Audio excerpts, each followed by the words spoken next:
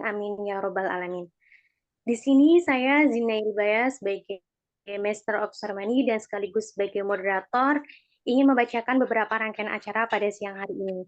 Yang pertama yaitu pembukaan, yang kedua yaitu sambutan, yang ketiga yaitu pemaparan materi beserta sesi tanya jawab, dan yang terakhir yaitu penutup. Untuk itu, marilah kita mengawali sebuah acara. Kita bacakan surat Al-Fatihah bersama-sama. Al-Hadiniyah Al-Fatihah.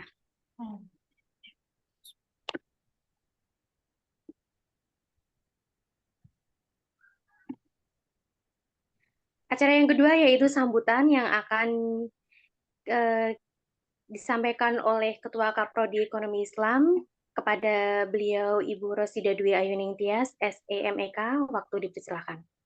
Ya, terima kasih Mbak Balia. Bismillahirrahmanirrahim. Assalamualaikum warahmatullahi wabarakatuh. Terima kasih yang kami hormati Kepala Dekan Fakultas Ekonomi Universitas Wahid Hasim, Bapak Hasan SEMSC, Bu Dina selaku dosen mata kuliah pengampu manajemen asuransi syariah, untuk Pak Dindin Zainuddin selaku praktisi mengajar untuk mata kuliah manajemen asuransi syariah.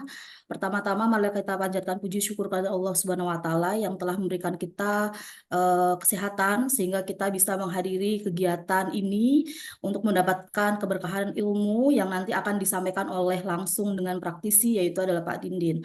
Salawat serta salam tak lupa kita junjungkan kepada Nabi Agung kita Nabi Muhammad SAW yang kita nantikan syafaatnya di Yaumul Qiyamah. Pertama, saya ucapkan terima kasih Pak Din. Kalau saya manggilnya langsung Pak Din, ya. Terima kasih atas waktu ini sudah kita diskusikan, semester lalu. Sebenarnya ini mau diajukan ke Kemendikbud untuk praktisi mengajar.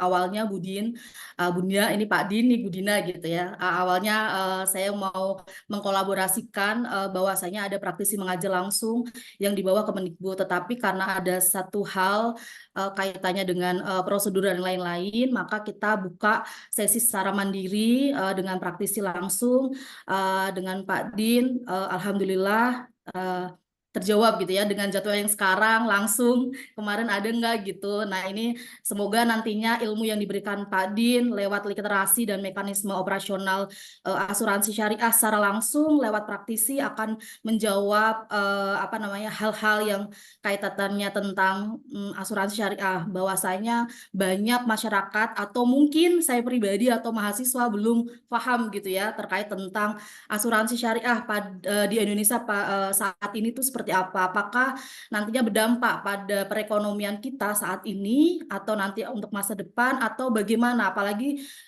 tahun lalu ada polemik gitu ya Pak Din dengan banyak hal asuransi syariah yang notabene adalah investasi yang sudah memberikan, jadi kaitannya adalah investasi bodong nih. Nah, ini yang nanti bisa dijawab langsung oleh Pak Din.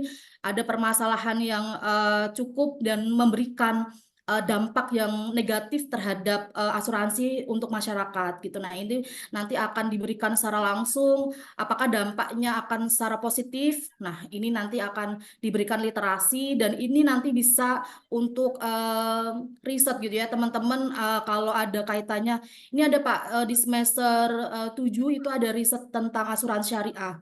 Salah satu mahasiswa di semester 7. Nah, ini nanti bisa jadi tambahan informasi bagi mahasiswa yang tema risetnya adalah asuransi syariah. Dengan teman-teman yang lain bisa nantinya meriset yang sama begitu. Ini terima kasih, dan Budina saya ucapkan terima kasih untuk nge-push teman-teman secara masif gitu ya, pas aktif untuk mengikuti kegiatan ini. Insya Allah nanti kegiatan akan dilakukan di beberapa sesi, mungkin tidak hanya sampai di sini, tetapi ada beberapa kegiatan yang nanti untuk menambah ilmu teman-teman, khususnya adalah program studi ekonomi Islam. Terima kasih Pak Din, terima kasih Bu Dina, dan teman-teman silakan mengikuti kegiatan ini sampai selesai. Absen akan kami share di sesi pertengahan, jadinya itu nanti untuk kami bukti untuk dokumentasi bahwasanya teman-teman mengikuti kegiatan praktisi mengajar untuk mata kuliah manajemen asuransi syariah. Sebenarnya ini nggak hanya untuk mata kuliah manajemen asuransi syariah, tetapi teman-teman di program studi ekonomi Islam yang ingin bertanya secara langsung lewat praktisi, beliau notabene adalah manajer langsung direktur operasional PT Pialang Asuransi Asiki gitu ya Pak. Dulunya bukan ini nggih, ini berganti dengan nama yang baru. Semoga nama yang baru mendapatkan nanti predikat yang bagus gitu ya Pak. Terima kasih Pak Din, terima kasih Bu Dina. Saya ucapkan sesi ini untuk ilmunya. Saya kembalikan langsung ke Mbak Balia. Assalamualaikum warahmatullahi wabarakatuh. Waalaikumsalam warahmatullahi wabarakatuh. Saya ucapkan terima kasih kepada Ibu Rosi. Dan acara selanjutnya yaitu langsung saja kita kepada pemaparan materi ya teman-teman. Yang sebelumnya izinkan saya sebagai moderator ingin membacakan CV dari beliau yang sangat luar biasa kali ini. Yang pertama yaitu nama Bapak Didin Jainuddin, tempat tanggal lahir Garut 3 Januari 1984, warga negara Indonesia, alamat rumah Perumahan Bukti Mekarwangi, skor 3 Puri Anggrek, Blok C14 nomor 23 RT 4 RW 5 Kelurahan Mekarwangi, Kecamatan Tanah Sarial, Kota Bogor. Untuk alamat kantornya adalah Jalan RE Mata Dinata nomor 2C Air Mancur Bogor 161219 dan nomor telepon 081111752227 dengan email din2askara@gmail.com. Dan di sini pula ada riwayat pendidikan formal yang beliau ampu pada saat ini, yaitu pada tahun dari 1991 sampai dengan 1997 beliau itu SD negeri tahun 8 leses. Dari tahun 1997 sampai dengan tahun 2000 beliau meraih SLTP negeri 1 leses, dan dari tahun 2000 sampai dengan tahun 2003 beliau yaitu SMU negeri 1 Cirasua. Dari tahun 2003 sampai dengan 2008 Institut Pertanian Bogor. Pada tahun 2015 sampai tahun 2018 yaitu STI Tazkiyah seperti Magister Ekonomi Syariah, jurusan program Magister Ekonomi Syariah. Dan di sini sangat banyak sekali teman-teman saya melihat pelatihan dan seminar yang telah beliau ikuti dari tahun 2016 dan sampai tahun 2021, mungkin kurang lebihnya seperti itu. Mungkin nanti bisa dijelaskan oleh Bapak seperti lebih lanjutnya seperti apa, dan Bapak mungkin bisa memaparkan sendiri, berkenalan lebih lanjut lagi tentang Bapak Junaidi ini seperti apa orangnya. Untuk itu yang mana diharapkan kita acara hari ini nantinya akan memberikan pemahaman yang lebih mendalam tentang literasi dan mekanisme operasional asuransi syariah. Maka dari itu, mari kita terbuka, belajar bersama, dan berbagi pengalaman untuk meningkatkan ilmu pengetahuan kita terkait manajemen asuransi syariah. Dan tak lama-lama lagi, mari kita mendengarkan pemaparan materi pada hari ini. Waktu dan tempat kepada Bapak Didin Junidi, MEAIK APAI CIIB ICMU, untuk waktu dipersilakan. Baik, terima kasih Pak Hasan ya yang hadir juga di forum ini, Mbak Balia, Bu Rosida dan Bu Dina atas kesempatannya untuk silaturahim ya dan juga sharing pada siang hari ini. Assalamualaikum warahmatullahi wabarakatuh. Waalaikumsalam warahmatullahi Waalaikumsalam wabarakatuh. warahmatullahi wabarakatuh.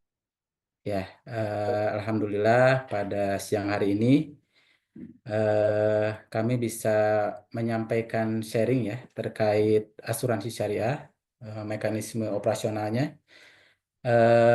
Memang terkait perubahan nama tadi yang harus saya sampaikan ya sehubungan dengan adanya peraturan OJK ya. Jadi setiap perusahaan pialang ataupun broker itu harus mengandung ataupun mencantumkan nama broker atau pialang itu sendiri. Sehingga di tahun ini, tahun 2024 ini kita melakukan penyesuaian nama mengikuti regulasi yang ada. Mohon doanya mudah-mudahan bisa lebih baik lagi ke depannya. Lalu juga terkait apa pendidikan ya yang tadi disampaikan Mbak Balia, memang kita di industri asuransi sama dengan di industri perbankan juga sudah cukup banyak sertifikasi ataupun pendidikan yang harus diikuti ya Mbak ya. Jadi itu salah satunya adalah kewajiban ya Mbak. Tapi insya Allah kita niatkan juga untuk sama-sama apa namanya sharing juga yang menimba ilmu-ilmu baru dalam setiap sesi pelatihan tersebut. Baik, Bapak Ibu dan rekan-rekan mahasiswa Universitas Wahid Hasyim ya.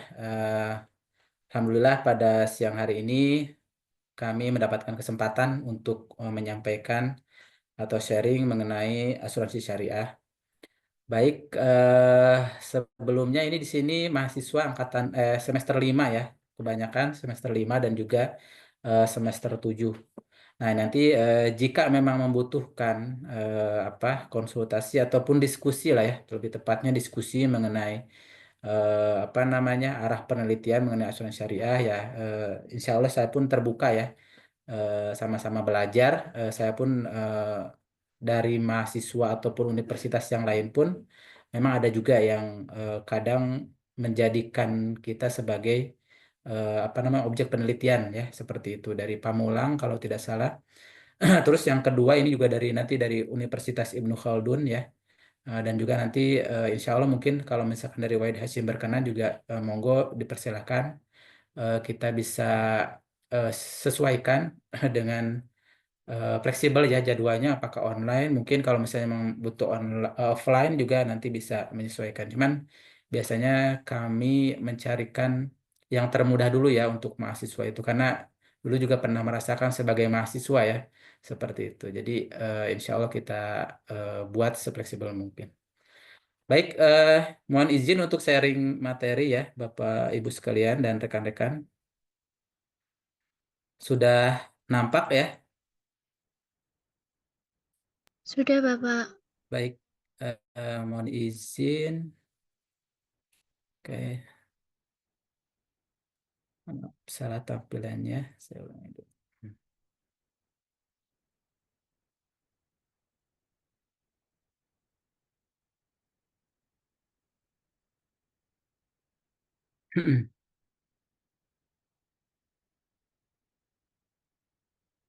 Oke,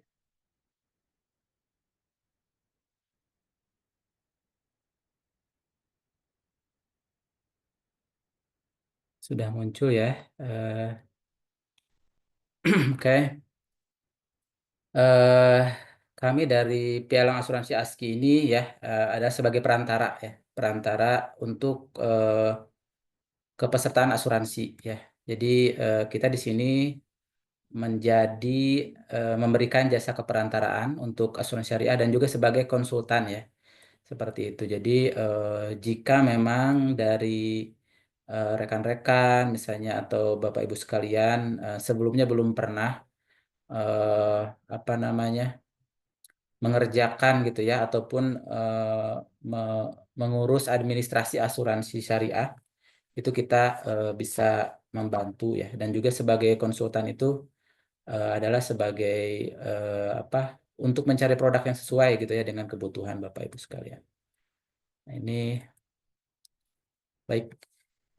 Untuk asuransi ini kita seringkali apa namanya mendengar apa mencari-cari literatur lah ya.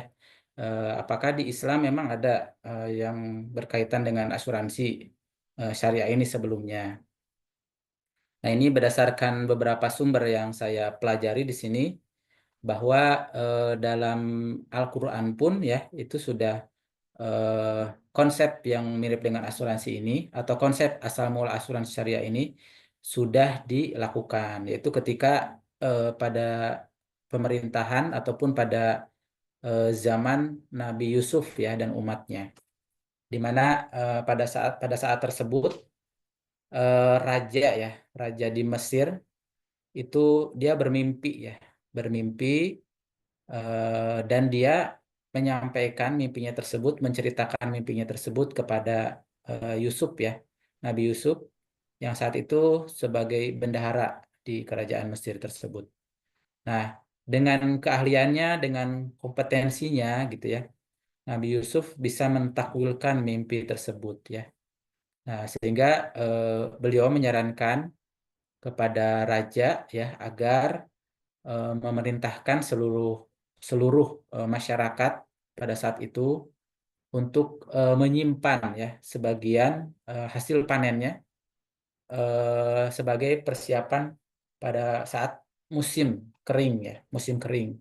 Karena musim kering yang terjadi itu tidak hanya 1 bulan atau 2 bulan atau 1 tahun ya, melainkan musim keringnya itu 7 tahun berturut-turut ya, sebagaimana disampaikan dalam Al-Quran ya, tercantum dalam Al-Quran.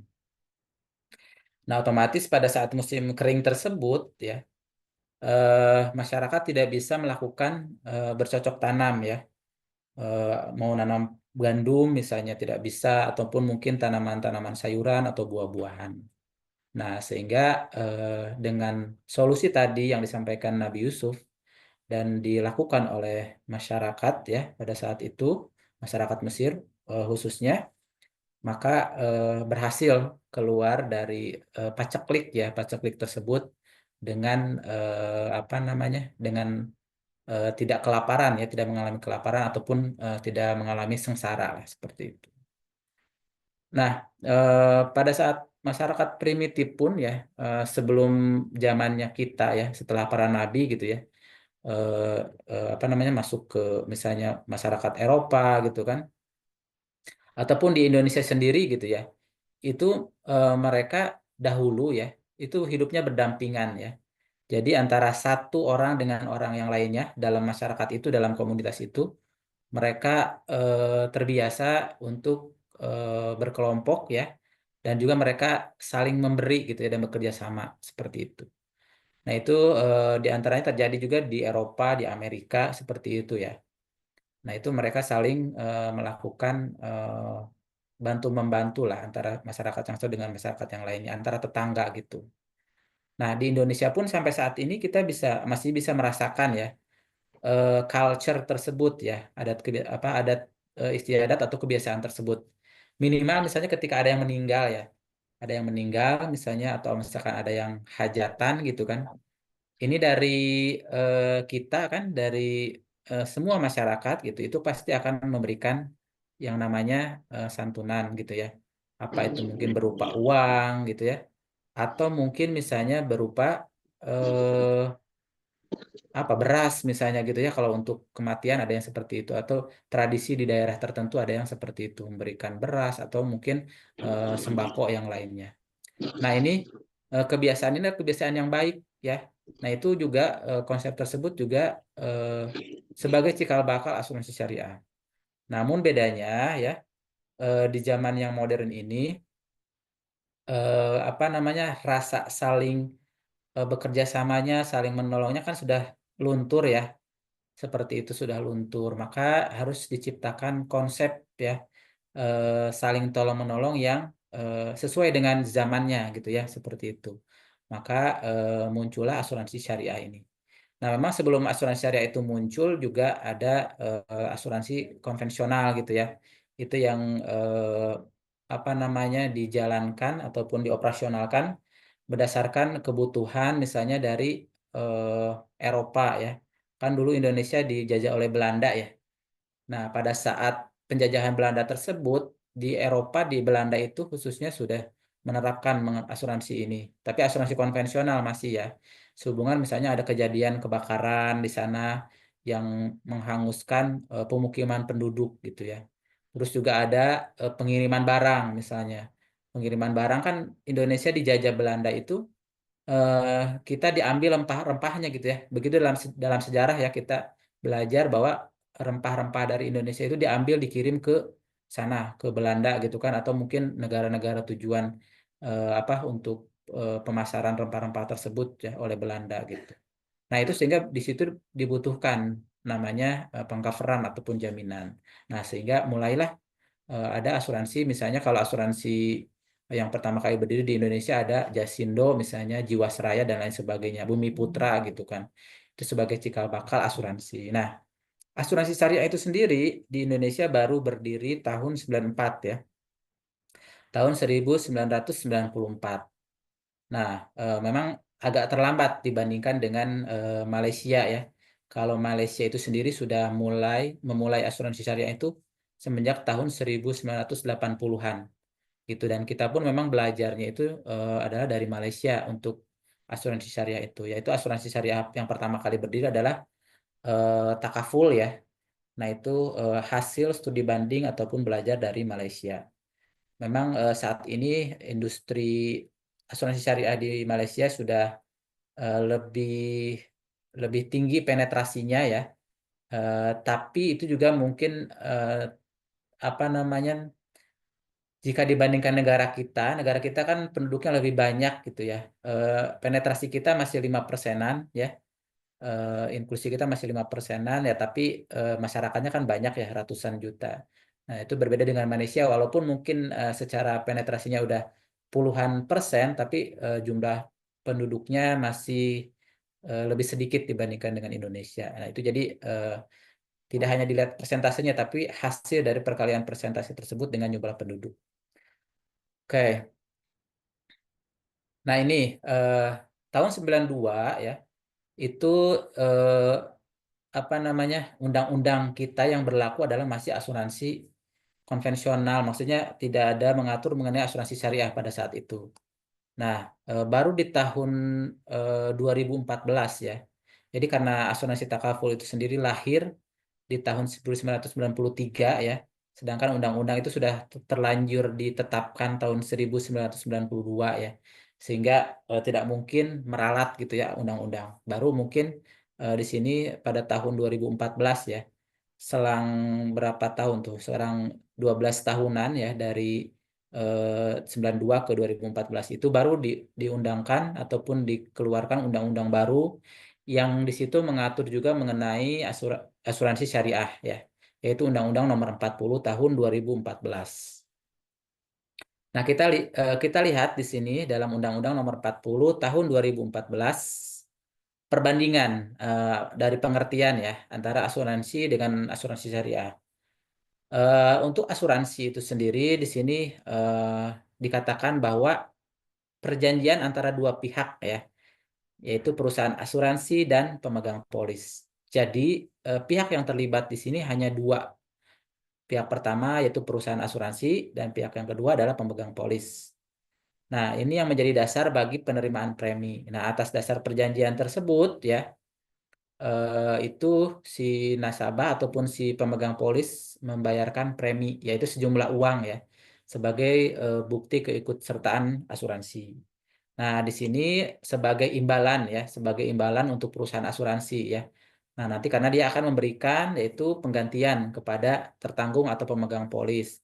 Jika memang misalnya timbul kerusakan ya, ataupun kerugian, ataupun biaya yang timbul karena kehilangan keuntungan, atau tanggung jawab hukum kepada pihak ketiga ya, yang akan diderita oleh si peserta, oleh tertanggung ataupun pemegang polis ya, atas suatu peristiwa yang tidak pasti. Terus yang B-nya itu memberikan pembayaran yang didasarkan pada meninggalnya tertanggung atau pembayaran yang didasarkan pada hidupnya tertanggung. Jadi ini berkaitan dengan jiwa ya, seperti itu meninggal ataupun hidup, manfaatnya itu diberikan. Nah, sedangkan di asuransi syariah di sini dikatakan secara definisinya adalah kumpulan perjanjian ya. Jadi bukan perjanjian dua pihak kalau di sini. Jadi ada beberapa perjanjian ya, yaitu yang terdiri atas perjanjian antara perusahaan asuransi syariah dan pemegang polis. Nah, itu perjanjian yang pertama. Dan juga ada perjanjian di antara pemegang polis ya. Makanya di sini dikatakan kumpulan perjanjian karena ada perjanjian antara perusahaan dengan pemegang polis, dan pemegang polis itu semua juga melakukan perjanjian gitu ya, dalam rangka pengelolaan kontribusi berdasarkan prinsip syariah untuk saling tolong-menolong dan melindungi ya.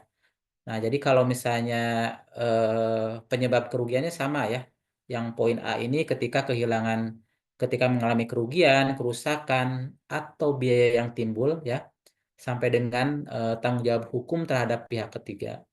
Dan yang B sama ketika dia meninggal ataupun dia hidup ya, sehingga dicairkan manfaat tertentu. Dari secara definisi ini kita bisa menyimpulkan ya, ada beberapa terminologi yang berbeda antara asuransi dengan asuransi syariah.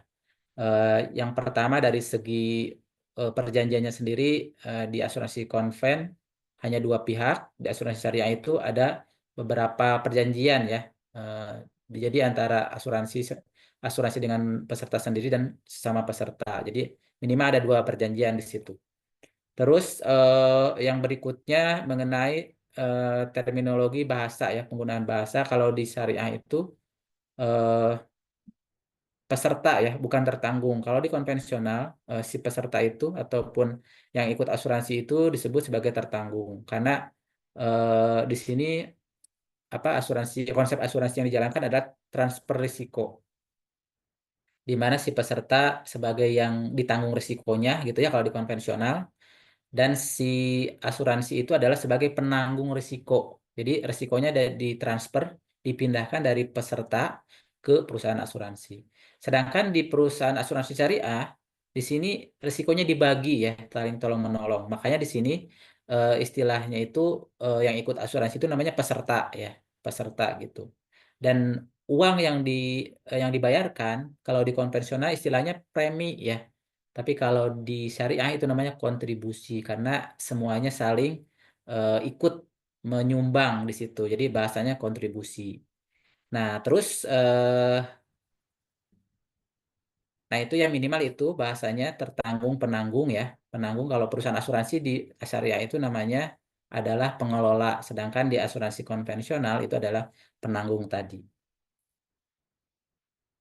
Ini berdasarkan pengertian dari Undang-Undang Nomor 40 Tahun 2014. Nah, lalu eh, apa perbedaan ya antara takaful dan asuransi konvensional? Takaful atau asuransi syariah di sini dari segi aspek konsep ya. Tadi sudah jelas di definisi kita mendapatkan bahwa ada pembagian risiko ya secara kooperatif ya, secara sukarela, secara bekerja sama ya antara semua peserta. Sedangkan di konvensional itu adalah pengalihan risiko. Ya, pengalihan risiko dari eh, peserta tersebut ke perusahaan asuransi. Jadi tanggung jawabnya ada di perusahaan asuransi. Lalu dari segi investasi ya, investasi kalau di syariah atau di takaful, maka eh, instrumen yang digunakan adalah instrumen syariah ya, tidak bebas gitu ya, hanya untuk yang syariah. Nah, tapi kalau di konvensional dapat tidak sesuai dengan syariah. Jadi instrumennya bisa yang non syariah juga kalau yang di konvensional. Makanya kita perlu memperhatikan ya dari segi kehalalannya dalam apa namanya mendapatkan imbal hasil dari investasi tersebut ya. Terus yang berikut adalah pendapatan. Nah, kalau di takaful berdasarkan saling membantu dan memberikan kembali kepada masyarakat. Makanya kalau misalnya kita mensosialisasikan terkait asuransi syariah kepada masyarakat, kita membahasakannya memang bukan eh, saya ikut dapat apa gitu ya, bukan seperti itu. Tapi ketika Anda bergabung, maka Anda sudah berderma ataupun memberikan santunan ya ataupun bersedekah untuk peserta yang lain ketika mendapatkan musibah seperti itu.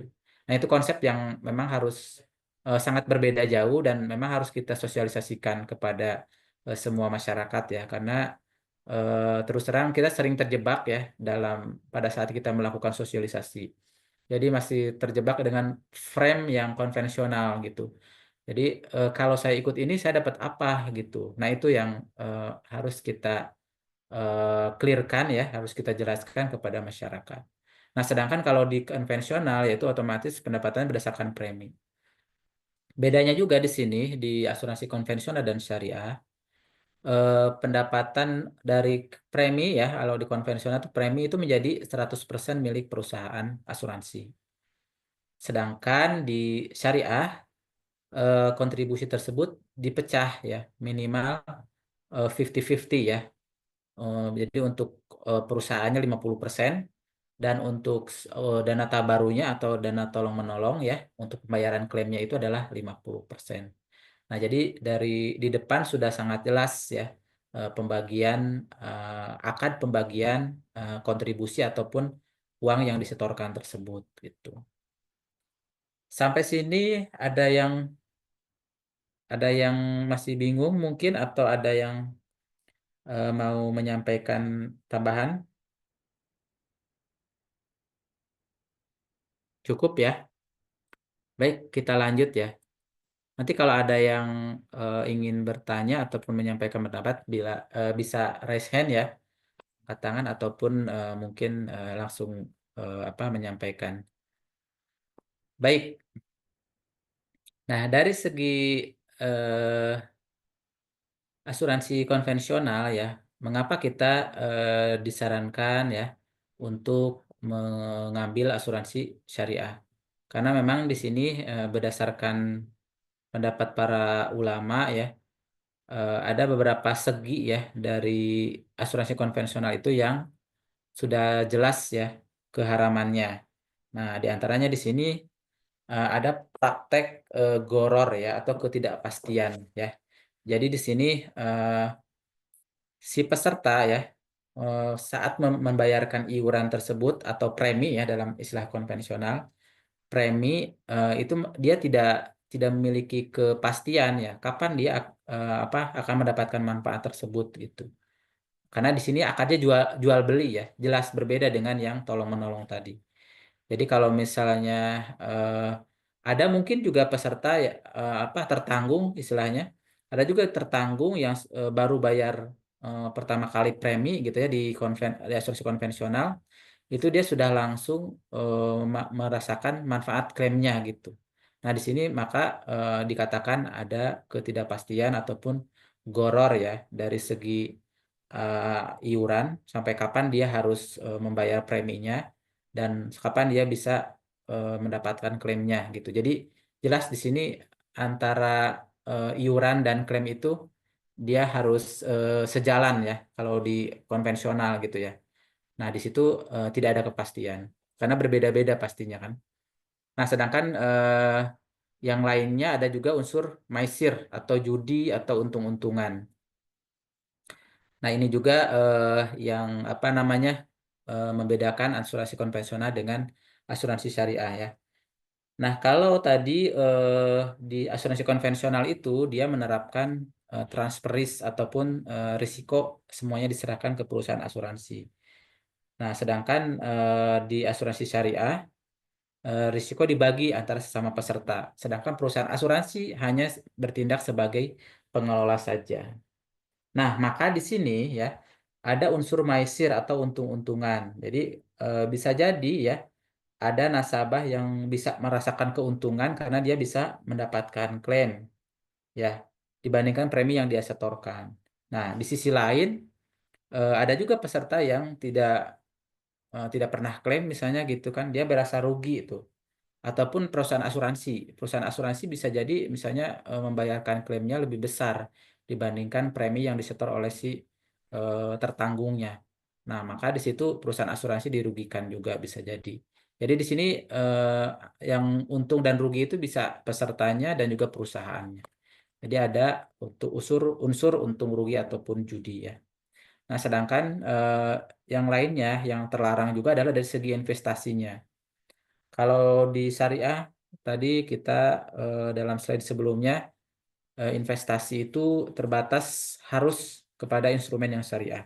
Nah, kalau di konvensional dia rawan terhadap investasi-investasi yang berbau riba gitu ya. Bahkan juga investasi yang tidak halal atau non halal. Misalnya apa gitu ya? Ya karena tidak ada batasan, nah maka dia misalnya bisa berinvestasi ya.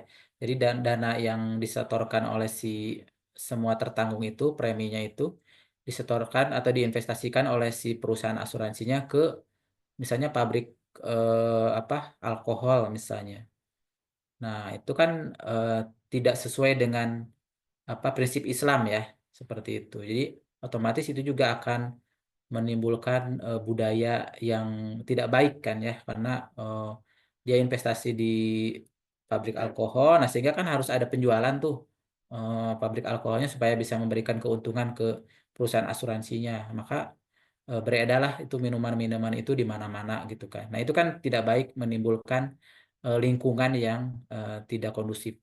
Atau misalnya dia juga investasi misalnya di yang berbau kemaksiatan misalnya, seperti itu.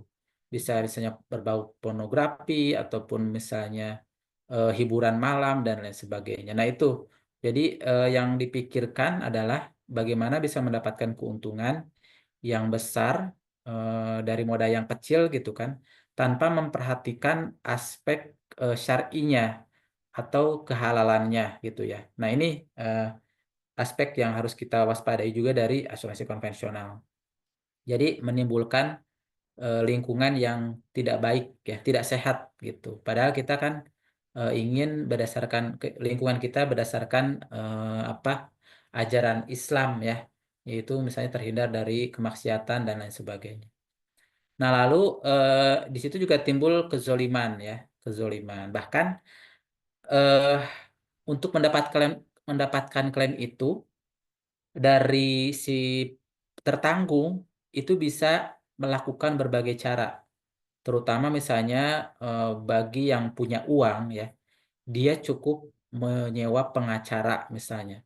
Padahal secara klaim itu dia bukan sesuatu yang dijamin dalam asuransinya, tapi dia bisa melakukan tindakan tersebut.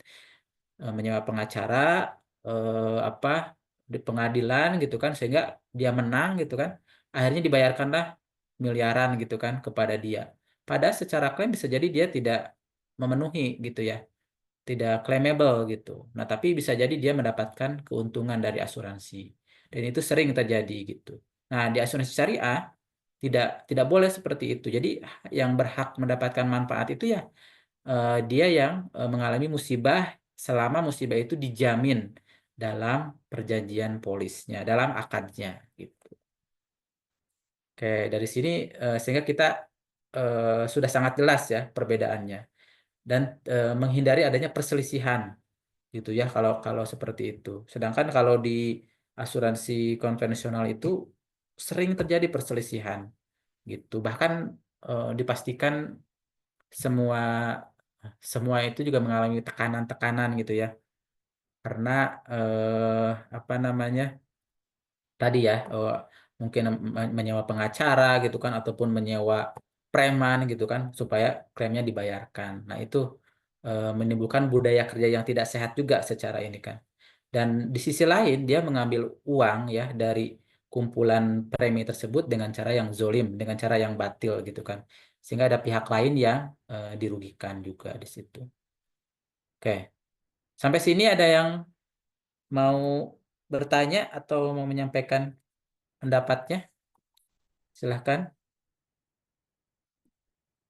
Oke, saya selingi dulu dengan sebuah video ya, supaya lebih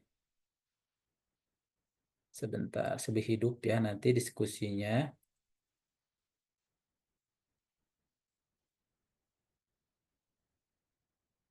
Sudah nampak ya?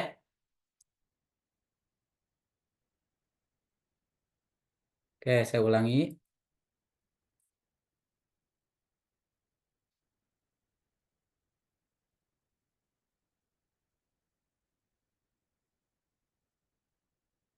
Ya, eh, apa yang bisa dilihat dari gambar tersebut atau dari tayangan tadi atau dari rekaman tadi ya?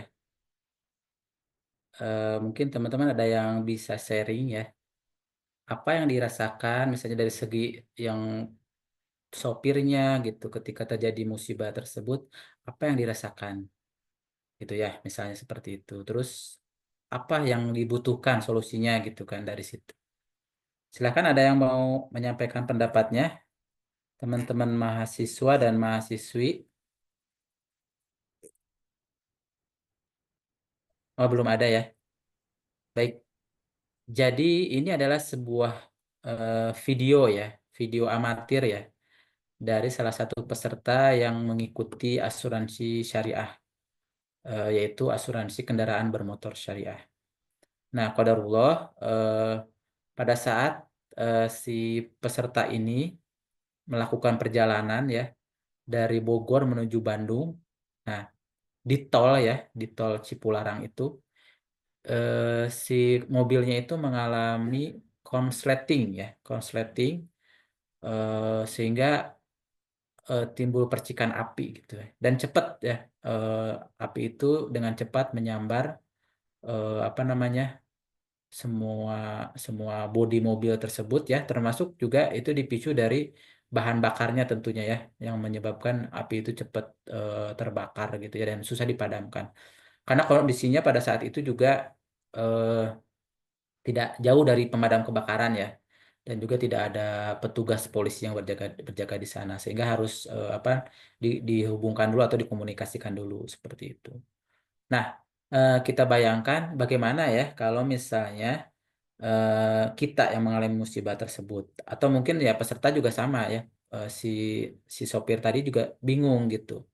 Nah, cuman memang dia terbetiknya, oh iya saya memiliki polis asuransi syariah gitu. Dan alhamdulillahnya ini memang di cover ya dalam polis asuransi kendaraan bermotor syariah itu, yaitu total loss bahasanya gitu ya, atau kerugian total, kerusakan total yang diakibatkan dari kebakaran. Itu salah satu ya dalam eh, polisnya, dalam perjanjian asuransinya. Nah, ini dia langsung tuh merekam eh, kejadian tersebut dan juga melaporkan kejadian tersebut kepada kita ya. Seperti itu. Nah, sehingga alhamdulillah eh, atas musibah tersebut ya, dia diselesaikan, diproses, di apa, dokumen-dokumen klaimnya dipenuhi, dan alhamdulillah disetujui dari pihak asuransi syariahnya dan dibayarkan klaimnya seperti itu. Nah, tentu saja dengan adanya prinsip tolong menolong di sini ya, dan pada saat memang si peserta tersebut memiliki hak gitu ya, karena memang itu sesuatu yang tidak disengaja terjadi. Nah, maka dia berhak mendapatkan santunan dari dana tabaru tadi gitu. Nah, tentu saja itu meringankan kan, meringankan beban si sopir tadi, sopir yang mengalami musibah kebakaran tadi. Ini kita lihat lagi. Nah,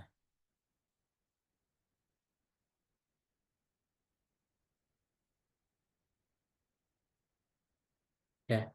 Jadi klaimnya dibayarkan dan dia bisa eh, kembali mendapatkan mobil yang baru gitu ya, seperti itu. Nah, itu kalau misalnya total loss. Nah, tapi juga kadang kejadian-kejadian kecil misalnya seperti mobilnya dibaret gitu ya. Atau misalnya ada dicuri spion gitu kan, atau aksesoris yang lainnya. Nah, itu juga sering terjadi kan ya di sekitar kita. Nah, itu tetap bisa diklaimkan juga ya, seperti itu sesuai dengan perjanjian ataupun cover yang diikuti oleh si peserta tadi. Oke. Kita lanjutkan ya, rekan-rekan.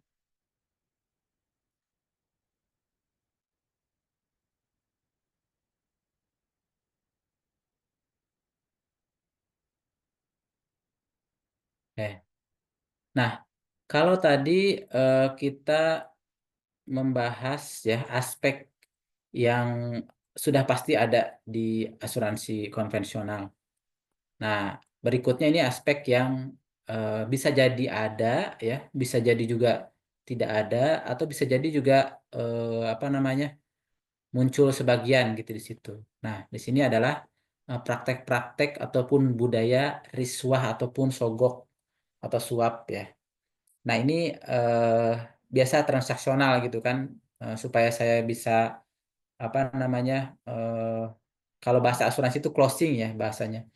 Closing misalnya si peserta A gitu kan, atau ikut tender misalnya. Supaya closing nih tender asuransi kesehatan misalnya di departemen mana gitu. Nah, nanti dia menjanjikan, nanti saya kasih gitu kan dari perusahaan asuransinya, nanti saya kasih nih ke panitia tendernya. Nah, itu kan di situ budaya yang timbul adalah budaya riswah ataupun sogok ataupun suap ya. Seperti itu. Jadi bukan berdasarkan performance-nya misalnya ataupun produk yang ditawarkan, tapi dia lebih kepada apa namanya menitik beratkan kepada sejumlah uang yang ditawarkan oleh perusahaan asuransi. Nah, tentu saja ini kurang bagus ya seperti itu. Begitupun kecurangan ya, kecurangan. Misalnya tadi dalam proses tender tadi ya sedemikian dibuat skenario lah, skenario gitu ya. Sehingga ini bisa menimbulkan kerugian juga kan bagi perusahaan asuransi yang apa namanya secara fair ya mengikuti tender tersebut misalnya seperti itu. Dan juga tadi ada kemaksiatan ya, kemaksiatan tadi dari entah itu dari entertainnya misalnya, entertain biasa ya dalam industri itu baik di perbankan, di industri keuangan ataupun di industri secara umum ya, itu untuk menjaga loyalitas dari customer gitu kan, atau di istilah asuransi kan tadi tertanggung ataupun peserta gitu. Nah itu bisa memberikan berbagai macam apa namanya hadiah misalnya seperti itu atau mungkin perhatian-perhatian yang lainnya, misalnya mengundang makan siang dan lain sebagainya. Nah, ini di asuransi konvensional itu entertainnya lebih dari itu gitu. Bahkan itu sampai kepada hal-hal yang berbau maksiat ya. Misalnya dunia malam itu ya. Ataupun tadi ya misalnya mabuk-mabukan gitu kan. Nah, ini tentu saja tadi menciptakan lingkungan yang kurang bagus seperti itu. Atau misalnya hubungan perempuan dan laki-laki gitu kan, tapi tidak menikah seperti itu. Nah itu kan itu budaya yang tidak baik, kemaksiatan timbul gitu di situ. Nah itu karena mungkin ini juga pengaruh dari budaya Eropa ya, karena kan tadi asuransi konvensional itu sendiri kan dari Eropa gitu kan, atau mungkin ada juga yang dari Asia, misalnya Asia Timur gitu, yang asuransi konvensional itu, ya itu yang berkembang adalah budaya-budaya dari mereka gitu kan. Entertain yang dilakukan adalah seperti itu. Nah, sedangkan di asuransi syariah kan tidak boleh seperti itu dan ya tentu saja sesuai dengan ajaran Islam. Lalu juga apa objek asuransi. Nah, kalau di konvensional itu bisa jadi dia mengcover asuransi mengcover misalnya pabrik bir tadi, pabrik alkohol tadi gitu. Selain investasi dia juga mengcover di situ asuransinya gitu kan. Berarti dia melindungi kan secara tidak langsung melindungi adanya bisnis ya pembuatan atau peredaran minuman haram tersebut gitu. Nah, ini yang perlu kita waspadai. Ataupun tadi misalnya dunia malam gitu kan. Hotel-hotel yang menyediakan hiburan seperti itu di cover oleh asuransi konvensional. Nah, sedangkan di asuransi syariah itu sangat terpilih objeknya gitu ya. Jadi hotel pun ya harus hotel yang syariah. Kan sekarang makanya berkembang ada hotel syariah ya. Nah, karena kalau misalkan hotelnya konven gitu ya, ataupun misalnya ada apa short time di situ bahasanya gitu ya, ataupun mungkin di situ ada barnya gitu. Nah, itu tidak bisa di cover di asuransi syariah gitu. Makanya sekarang juga setelah ada bank syariah gitu kan, asuransi syariah. Nah, timbul juga apa namanya lembaga-lembaga syariah yang lain. Contohnya yang hotel syariah tadi gitu kan, ataupun apa eh, yang syariah lagi tuh. Karaoke syariah ada nggak karaoke syariah ya? Nah itu jadi berkembang. Ada bengkel syariah gitu kan. Nah seperti itu. Jadi mulai merebaklah institusi ataupun lembaga-lembaga yang syariah ya ataupun memisahkan diri dari hal-hal yang berbau kemaksiatan. Oke, sampai sini ada lagi? Ada yang mau menyampaikan pendapatnya mungkin? Kalau tidak ada kita lanjut ya. Oke. Nah, sampai dengan triwulan 3 tahun 2024 ya, ini data yang dirilis dari OJK, Otoritas Jasa Keuangan, karena untuk triwulan keempatnya belum selesai ya, belum tutup buku. Jadi ini data yang ditampilkan sampai dengan triwulan 3 atau bulan September tahun 2024. Jumlah industri asuransi ya, perusahaan asuransi jiwa dengan total aset yaitu 635 triliun. Ya, itu luar biasa ya.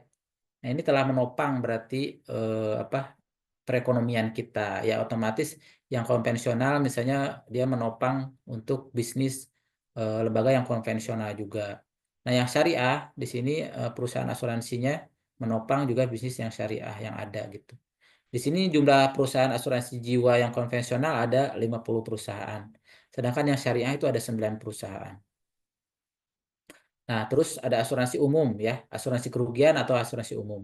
Total asetnya yaitu 244 triliun. Nah, jumlah lembaga yang konvensional itu ada 72 perusahaan.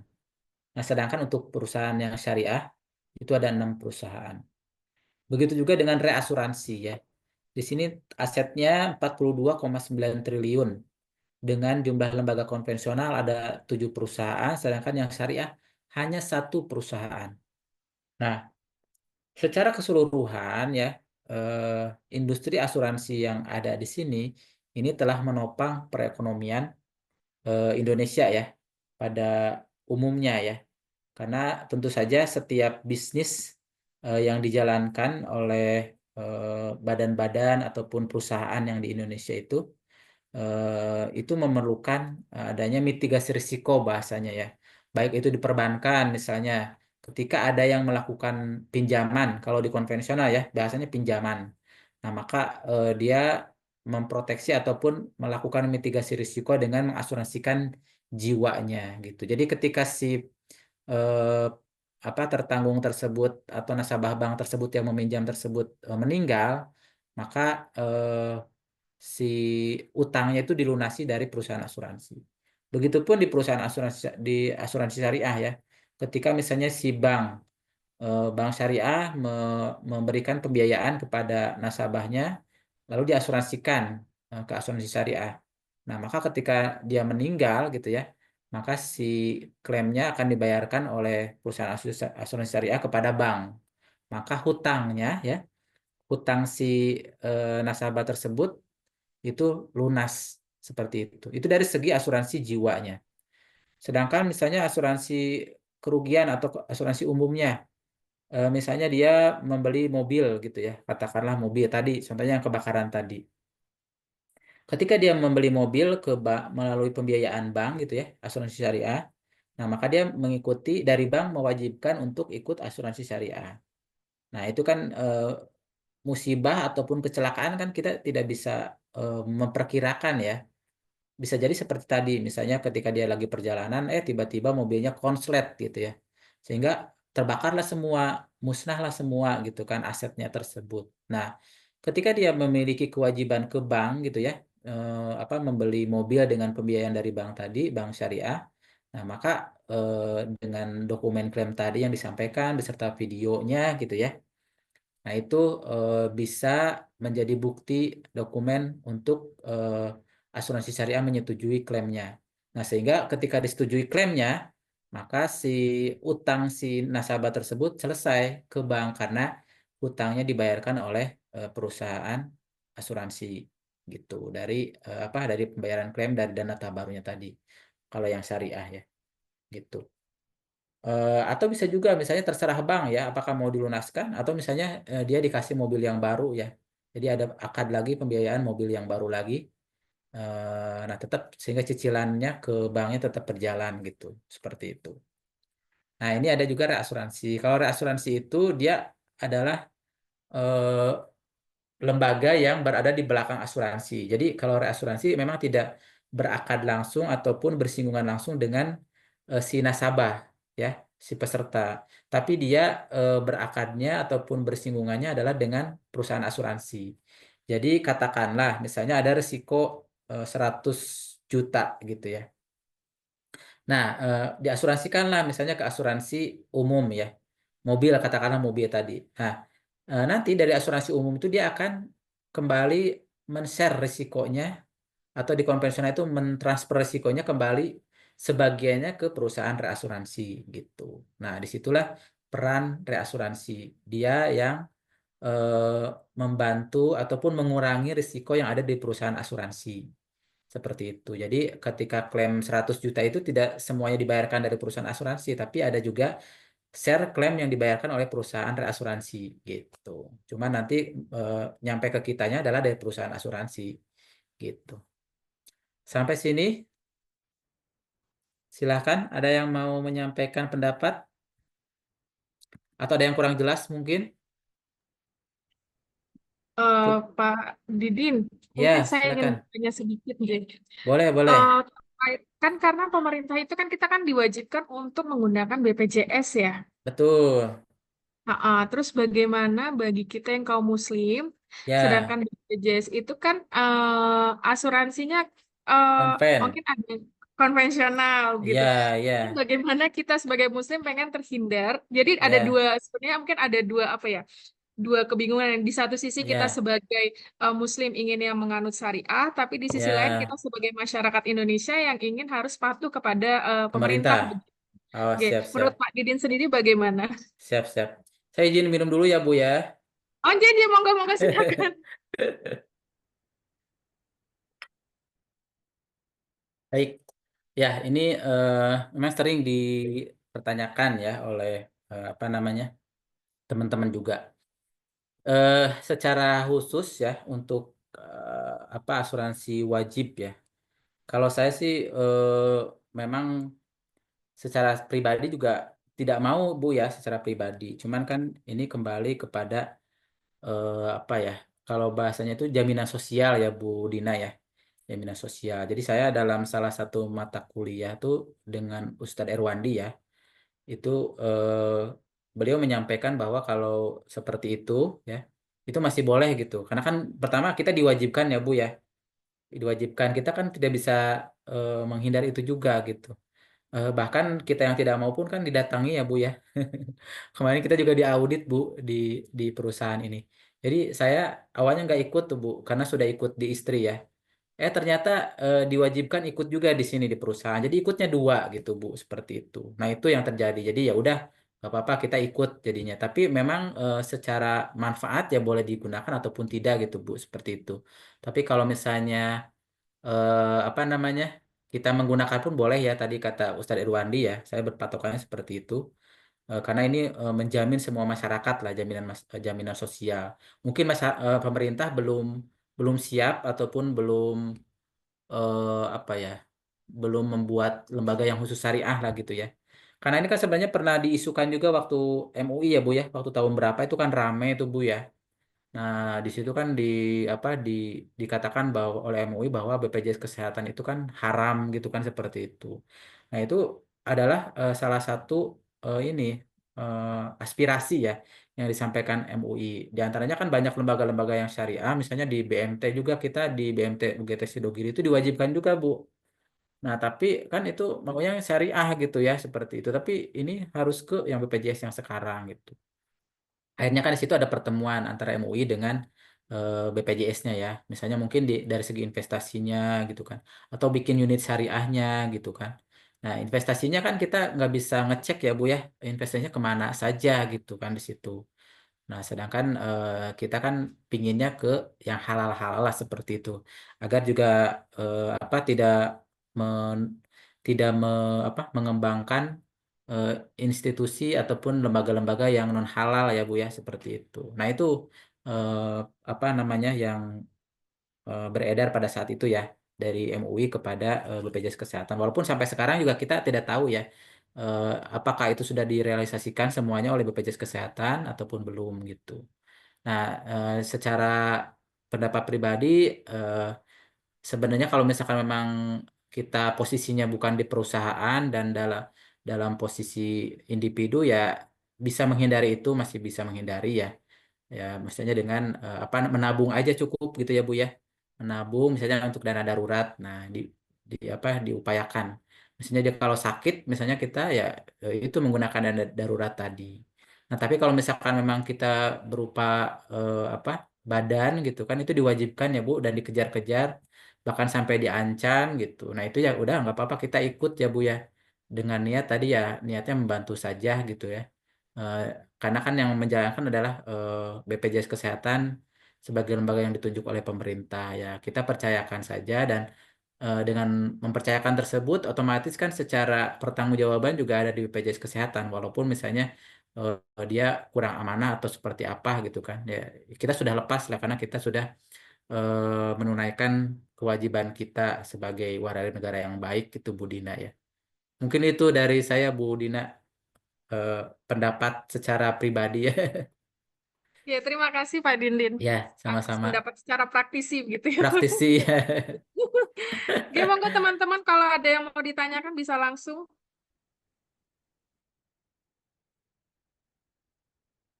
Baik, kalau belum ada boleh kita lanjut ya Bu Dina ya. Baik, nah di kita di Indonesia ada beberapa jenis perusahaan asuransi ya.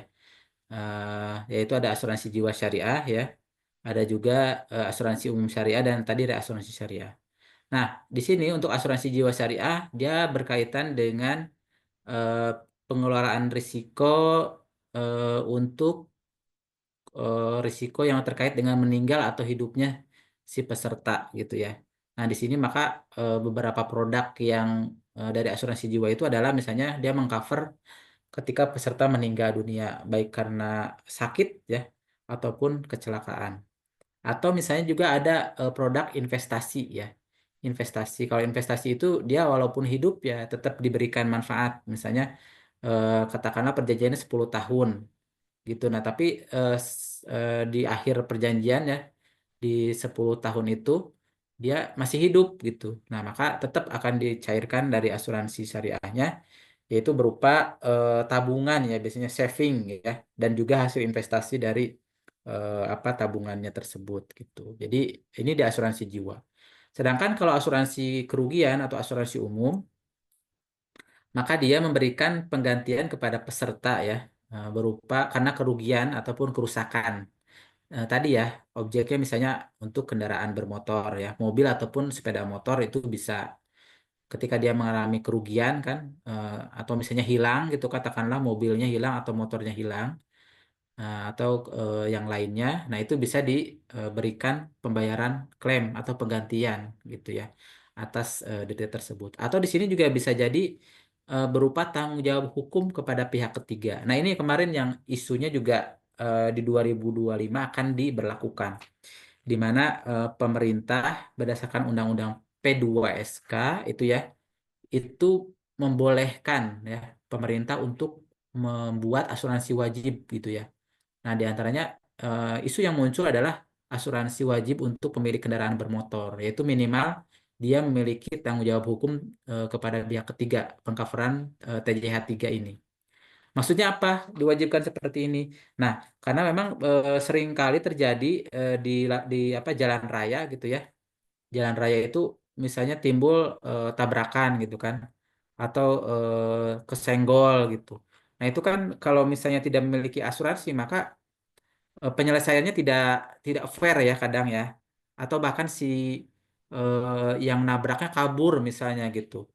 Nah, ini menimbulkan banyak masalah jadinya gitu. Maka pemerintah hadir untuk mengatur ini. Jadi kalau misalnya punya asuransi minimal ya yang mengcover tanggung jawab hukum terhadap pihak ketiga ini, maka untuk perbaikan mobilnya, misalkan yang ditabrak tadi itu bisa diselesaikan antara perusahaan asuransi sesama perusahaan asuransi. Perusahaan asuransi yang nabraknya nanti akan di apa namanya dihubungi oleh perusahaan asuransi yang mobilnya ditabrak tadi gitu. Seperti itu. Jadi komunikasinya antara sesama perusahaan asuransi gitu. Jadi diselesaikan di situ sehingga tidak perlu tuh rame-rame di jalan sampai macet gitu kan ya. Nah, ini kan seperti itu. Mungkin bahkan sampai gontok-gontokan di jalan gitu. Apalagi kita kan pemilik kendaraannya semakin banyak ya. Bahkan mungkin ada yang satu orang tuh memiliki mobil lebih dari satu unit misalnya gitu. Nah, itu perlu hadir untuk mengatur ya ataupun eh, merapihkan lah ya, merapihkan kondisi yang ada gitu. Seperti di Malaysia kan sudah diwajibkan ya, Bu Dina ya. Di Malaysia itu sudah diwajibkan sehingga ya otomatis dari segi keamanan ya dalam dalam mengendara itu ya terjamin gitu ya. Kalaupun misalkan timbul tadi apa tabrakan atau ditabrak ya tinggal diselesaikan aja kepada perusahaan asuransi yang dimiliki oleh si masing-masing peserta tadi ya, seperti itu. Jadi tidak diselesaikan secara damai di jalanan gitu. Atau mungkin misalnya melalui polisi gitu kan, itu kan bahkan bisa jadi lebih runyam gitu ya. Kalau misalkan melalui polisi sendiri, karena kadang suka ada apa ya, pungutan-pungutan lainnya seperti itu. Nah, terus yang berikutnya ada juga reasuransi syariah. Nah, ini adalah pengelolaan risiko berdasarkan prinsip syariah atas risiko yang dihadapi oleh perusahaan asuransi syariah tadi ya, atau penjaminan syariah ataupun perusahaan asuransi syariah lainnya. Jadi kalau si reasuransi ini dia bisa mengcover asuransi jiwa syariah, bisa mengcover asuransi umum syariah, dan pada saat yang bersamaan bisa juga mengcover penjaminan syariah gitu. Jadi dia multi ya, bisnisnya multi guna gitu ya. Jadi tidak hanya satu asuransi saja. Itu case-nya misalnya salah satu perusahaan asuransi syariah yang ada sekarang itu adalah reasuransi Indonesia ya, syariah, Reindo Syariah. Nah, itu dia bisnisnya bisa mengcover asuransi jiwa syariah dan juga asuransi umum syariah. Jadi semua perusahaan asuransi syariah meminta sharing risk gitu ya di sini dengan Reindo Syariah tersebut gitu. Nanti tentu ada pembagian porsi-porsinya, misalnya tanggung jawab reasuransinya berapa, terus tanggung jawab asuransinya berapa dari masing-masing produk asuransi ya yang dimintakan penjaminannya dari reasuransi tadi. Makanya setiap tahun itu dari perusahaan asuransi jiwa syariah dan asuransi umum syariah itu akan melakukan negosiasi perjanjian ya dengan perusahaan reasuransi syariah. Misalnya kalau bahasa asuransinya itu treaty bahasanya. Treaty asuransi. Jadi otomatis nanti setiap resiko yang diasuransikan dari asuransi jiwa ataupun dari asuransi umum itu akan di-share secara apa namanya proporsional. Misalnya kalau 50% ya udah nanti 50% dibagi antara asuransi dengan asuransi semua bisnisnya gitu. Seperti itu.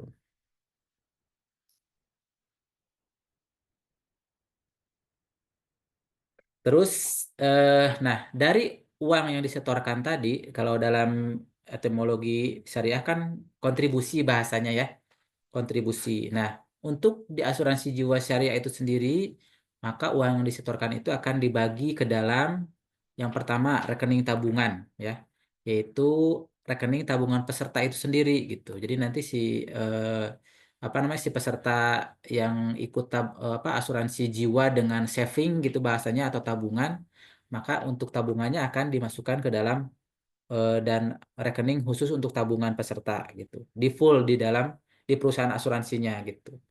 Nah, terus yang kedua ada rekening khusus tabaru.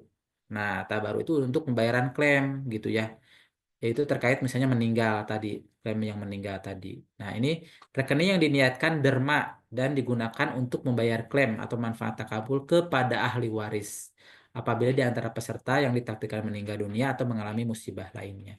Seperti itu. Jadi di sini ada pemisahan antara rekening tabungan dengan rekening khusus tabaru tadi. Karena kalau untuk yang tabaru dan tabungan ini tidak boleh diambil sepeser pun oleh perusahaan asuransi kecuali investasinya, hasil investasinya itu dalam apa namanya fatwa DSN MUI-nya masih diperbolehkan perusahaan untuk mengambil. Nah, tapi untuk dana pure yang tabungannya dan dana tabarunya sendiri tidak boleh diambil atau dimiliki oleh perusahaan. Kalaupun dia perusahaannya bangkrut, nah maka dana tersebut itu harus diberikan kepada lembaga-lembaga sosial ataupun lembaga zakat gitu, seperti itu. Kalau perusahaannya bangkrut ya, jadi dananya tidak boleh diambil oleh perusahaan gitu, atau pemilik perusahaan tidak boleh, tapi harus disalurkan kepada lembaga sosial atau lembaga zakat. Nah, sama di asuransi umum pun sama ya. Jadi dari kontribusi takaful yang diterima maka akan dimasukkan ke rekening tabaru. Tabaru dan juga ada rekening operasional ya untuk apa pengelolaan asuransinya gitu. Itu untuk menggaji karyawan, untuk sewa gedung atau dan lain sebagainya. Nah, tapi di sini untuk yang dana tabaru tersebut akan dimasukkan ke dalam dana peserta, kemudian dikembangkan melalui investasi yang dibenarkan oleh Islam.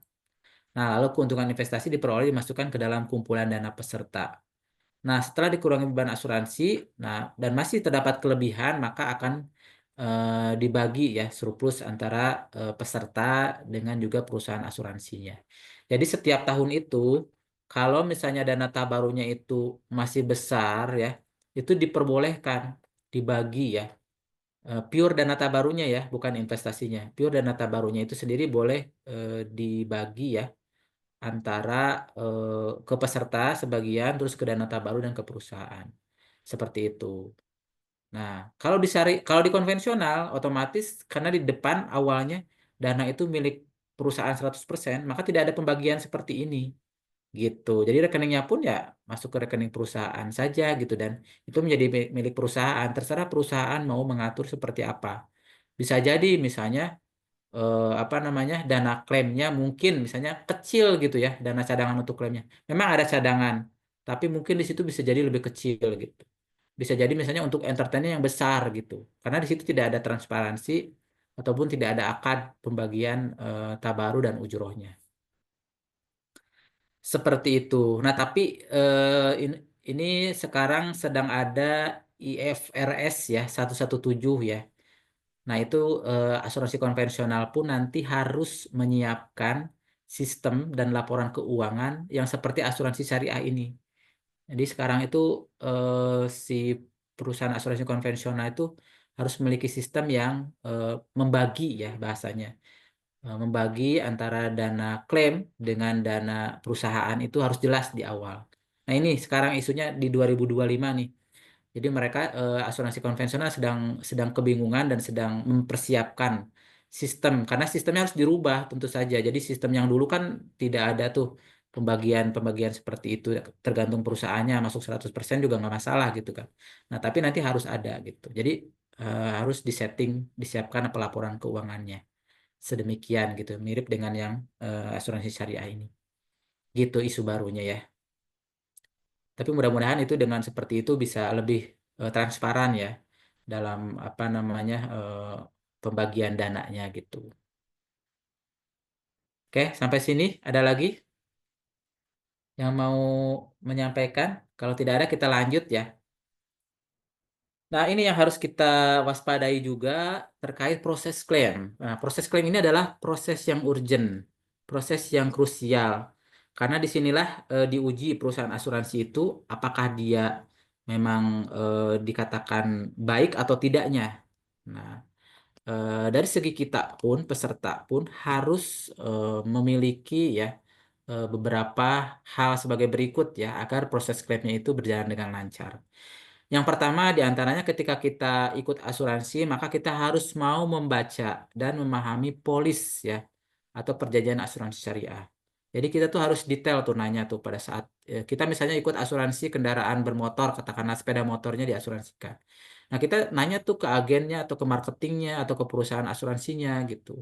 Apa sih Pak ini gitu kan? Kalau misalkan kita kurang jelas tuh lebih baik di depan kita declare semuanya, didiskusikan gitu, nggak masalah gitu. Justru lebih baik seperti itu daripada nanti di belakang apa namanya timbul permusuhan, perselisihan gitu ya. Karena si pesertanya merasa nggak tahu gitu kan, saya nggak tahu nih gitu, nggak dijelaskan gitu kan. Atau mungkin memang kita juga nggak bertanya juga gitu. Nah, seperti itu. Makanya sebenarnya kita harus membaca di situ dan memahami polis. Kalau sudah membaca kurang paham, maka bertanyalah kepada eh, apa pihak yang berkompeten di situ gitu. Yang apa memahami mengenai penafsiran hukum asuransinya seperti itu. Terus yang kedua, memahami SOP-nya juga ya, Standar Operating Procedure ya, perusahaan asuransi syariah gitu. Nah, ini kalau misalnya untuk proses penerbitan polis seperti apa jalurnya gitu kan, apa yang harus diisi formulirnya gitu kan, terus apalagi yang harus disampaikan misalnya KTP, NPWP atau lain-lainnya, terus pembayarannya gimana gitu kan. Nah, itu harus kita pelajari, itu penerbitan polisnya berapa lama gitu. Nah, itu harus kita pelajari. Termasuk klaimnya nanti berapa lama akan dibayarkan, dokumen klaimnya apa saja, diajukan kemana gitu. Nah, itu harus kita pahami dari sejak awal gitu. Agar kita pada saat terjadi musibah tersebut, klaim bisa kita proses sesegera mungkin gitu. Nah, juga termasuk SLA ya, atau standar eh, apa namanya tuh? Ini tingkat kepuasan ya, kepuasan pemenuhan waktunya, waktu pelayanannya. Nah, misalnya kalau untuk penerbitan polis berapa hari penerbitannya gitu kan. Terus untuk klaim berapa hari akan dibayarkan setelah dokumennya itu lengkap diterima oleh perusahaan asuransi syariah gitu.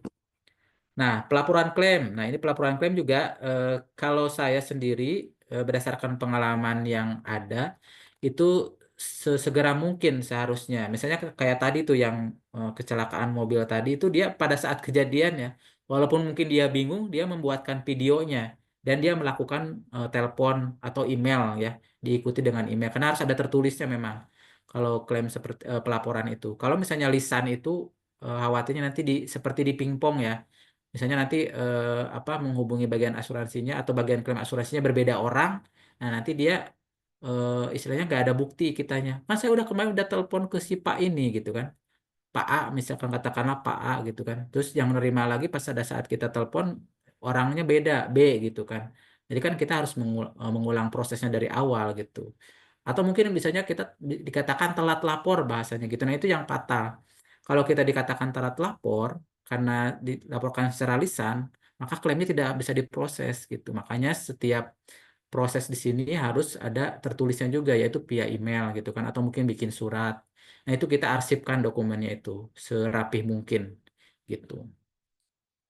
Nah, lalu juga lengkapi dokumen klaim tadi ya sesegera mungkin. Nah, memang kalau untuk klaim meninggal dunia ya, biasanya si dari ahli waris itu kan butuh butuh waktu ya, minimal sebulan lah. Karena kan ada masa berkabungnya ya kalau meninggal dunia kan kita juga nggak mungkin misalnya datang ke situ, eh Bu, ayo segera ajukan klaimnya gitu kan. Nah itu kan masih dalam keadaan sedih biasanya kan kalau meninggal dunia. Nah makanya bisa sampai 30 hari lah minimalnya gitu. Seperti itu. Jadi untuk melengkapi pelaporan dan dokumennya. Atau mungkin laporan bisa sesegera mungkin dilaporkan dulu via email, nah dokumennya nanti menyusul misalnya seperti itu. Lalu juga monitor proses klaimnya. Kita harus rajin juga, jangan kita sudah laporan, sudah mengirimkan dokumen, dibiarin aja. Bisa jadi orang juga lupa ya, orang bagian klaim juga lupa gitu. Karena kan sama-sama manusia juga ya. Manusia tidak lepas dari lupa gitu ya. Maka kita harus rajin juga bertanya. Mohon maaf, misalnya, Assalamualaikum, mohon maaf Bapak, Ibu, proses klaim yang kemarin saya ajukan atas nama A, sampai di mana prosesnya gitu kan. Nah, nanti kita jadi tahu di situ sudah sampai mana prosesnya. Apakah misalnya masih dianalisis, apakah akan dilakukan survei? Survei itu kan berarti dia datang ke lapangan ke tempat kejadian klaim, diwawancara gitu kan. Apakah akan dilakukan investigasi gitu kan, seperti itu, atau misalnya, oh sudah selesai, sudah disetujui, sudah disampaikan ke bagian keuangan. Nah itu kan sudah beda bagian dari bagian klaim sudah disetujui. Tinggal di bagian keuangannya. Berarti kita jangan ngejar lagi bagian klaimnya. Tinggal kita harus mengejar ke bagian keuangannya. Maka kita bertanya siapa ya bagian keuangan yang bisa dihubungi gitu kan untuk apa namanya memonitor pembayarannya.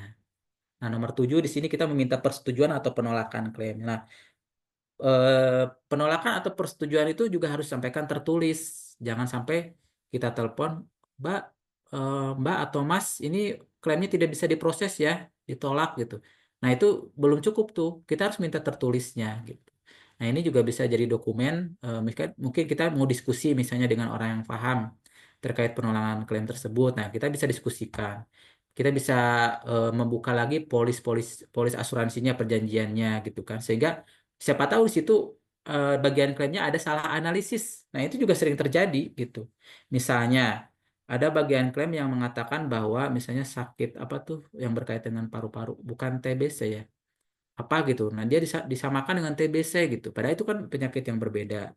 Nah, dengan apa namanya dengan diskusi kita dengan orang yang paham mengenai itu ya kita bisa menyanggah dong.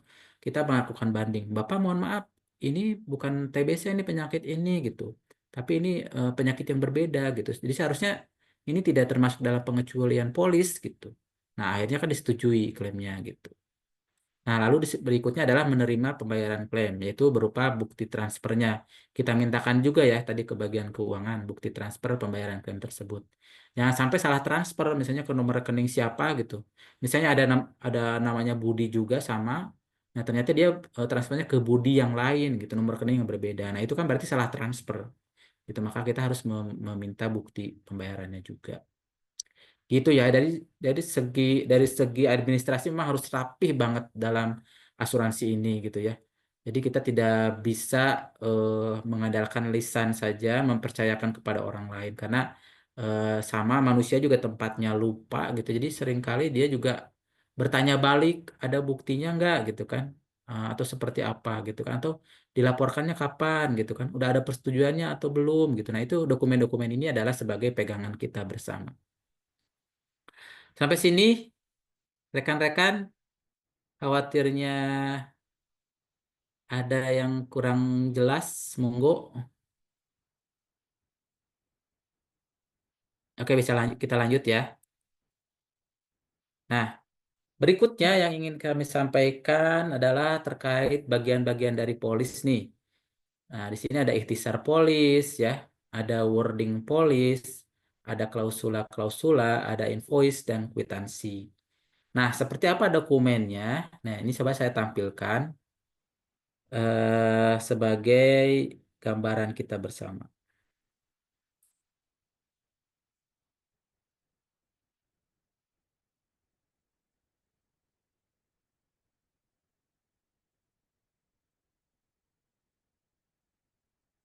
Sebentar,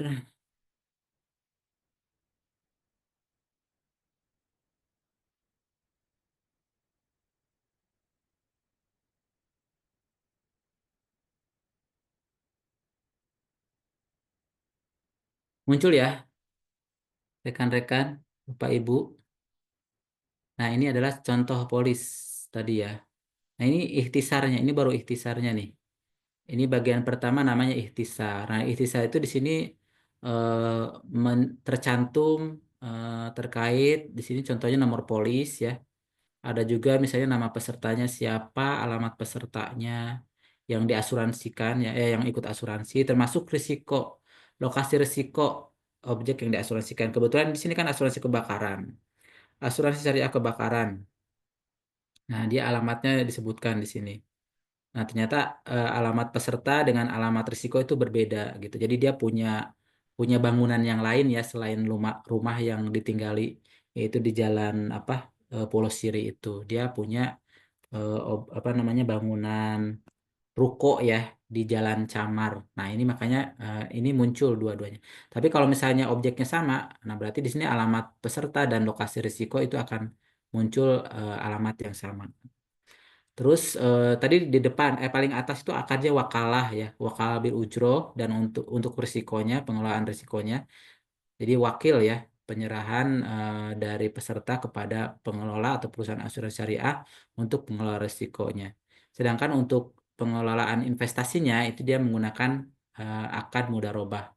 Jadi di sini jelas kalau di syariah itu sudah ada akad di depannya. Terus periode asuransi di sini dimulai dari tanggal 1 September 2024 sampai dengan tanggal 1 September 2025. Nah, ini per tahun ya kalau di asuransi umum atau di asuransi kerugian. Nah, dan di sini di state juga risikonya itu dimulai pukul 12.00 siang waktu setempat. Jadi ini supaya ada kejelasan bahwa nanti pada tanggal 1 September 2025 jam 1 itu dia sudah tidak ada risiko gitu. Jadi sampai jam 12 doang seperti itu. Nah, kalau misalkan dia mau ikut asuransi lagi diperpanjang berarti dia harus tidak boleh melewati apa jam 12 di tanggal 1 September 2025 tersebut gitu. Supaya risikonya tidak terputus ya pengcoverannya.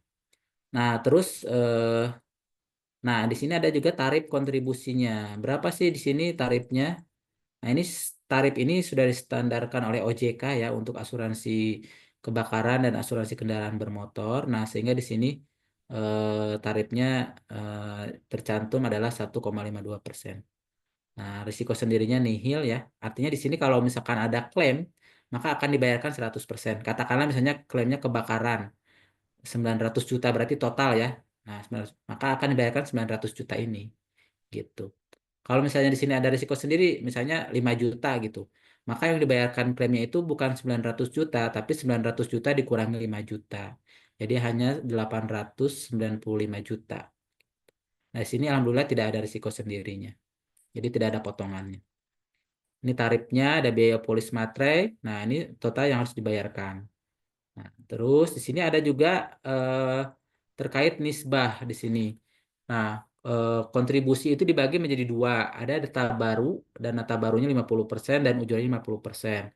Nah, sedangkan ketika tadi timbul surplus dana baru di akhir tahun, maka ini akan dibagi ke dana baru 40%, ke pengelola atau perusahaan asuransi 30%-nya, dan ke peserta adalah 30%. Jadi peserta bisa menerima juga di sini surplus dana barunya 30% kalau si peserta itu tidak pernah klaim gitu. Terus investasi. Nah, dari investasi dana baru itu dibagi ke dana baru 65% dan ke pengelola atau perusahaan asuransi 35%. Tadi akannya mudah robah di sini ya investasinya. Di sini juga ada apa nama perusahaannya, tanda tangannya dan stempel dari perusahaan asuransi syariah. Nah, ini yang berkaitan dengan klausula-klausula. Jadi tadi itu bagian dari ikhtisar polis. Nah, ini ada klausula-klausulanya ya. Nah, sebenarnya polisnya itu lebih tebal lagi. Nah, di sini ada klausula-klausulanya. Kalau polisnya di sini kebetulan tidak ada ya, karena lebih tebal polisnya itu. Seperti itu dan tagihan biasanya ada tagihan. Nah, kalau untuk bentuk polisnya nanti seperti ini. Saya kasih contoh yang polis induk ya. Nah, ini ada 20 halaman. Ini contoh polisnya. Jadi polis polis itu dia lengkap ya pasal-pasalnya itu mulai dari definisi gitu kan sampai dengan ada penutup juga di sini. Nah, ini kalau polisnya seperti ini nih. Polisnya itu dimulai dari halaman. Nah, ini halaman kedua ya, polis hidup. Kalau halaman pertama itu adalah, oh, mohon maaf, halaman pertama itu cover, halaman kedua ini ikhtisar sebenarnya. Sampai dengan halaman ketiga ini ikhtisar. Ketiga ke, nah ini halaman kelima baru ada wording polisnya di sini. Jadi dari mulai pasal 1 bab 1 di sini sampai dengan eh, pasal 2 penutup. Nah, ini polis namanya wording polisnya. Di sini mengatur secara detail misalnya mengenai perselisihan seperti apa mata uang, pengertian asuransi juga hilangnya hak atas santunan atau kadaluarsa klaim ini juga diatur. Pembatalan manfaat asuransi lain. Terus klaim ya. Nah, ini persyaratan klaim di sini diatur. Pengecualian juga diatur. Nah, sebenarnya mempelajari polis ini tidak perlu semuanya ya. Jadi perlu kita cukup membaca ikhtisarnya, terus misalnya pengcoverannya apa atau jaminannya apa, pengecualiannya apa gitu. Sama bagian klaim untuk proses klaimnya seperti apa, persyaratan klaimnya. Nah, itu sebenarnya untuk membaca polis asuransi ya. Jadi supaya kita tidak terlalu panjang juga membacanya gitu. Tapi kalau misalkan mau membaca semuanya, mempelajari semuanya ya monggo gitu. Definisinya mau dibaca juga monggo gitu. Cuman secara simpel nggak usah semuanya kita baca. Kita cari poin-poin pentingnya saja. Sampai di sini cukup teman-teman atau ada yang mau ditanyakan? Saya menyiapkan video lainnya sebentar. Mana ya tadi?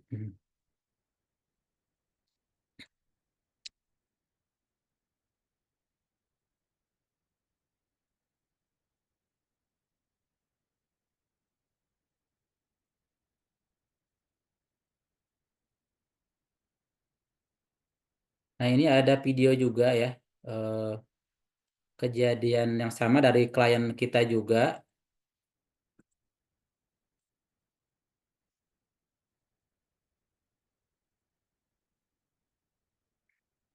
Sudah muncul ya? Ya.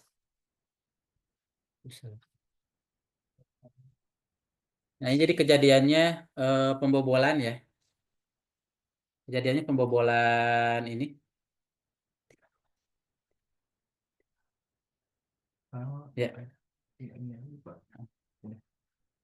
Kejadiannya pembobolan ya. Apa namanya dari brankas klien kami. Nah, ini pelakunya.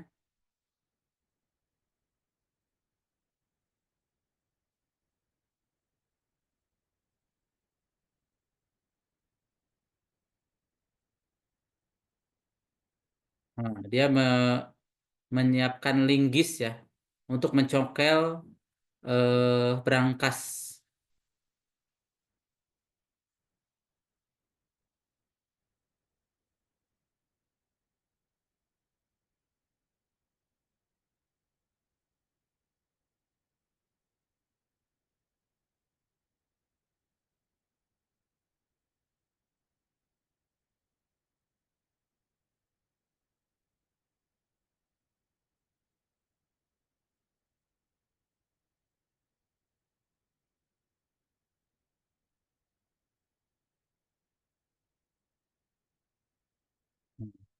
Itu ya, tadi jadi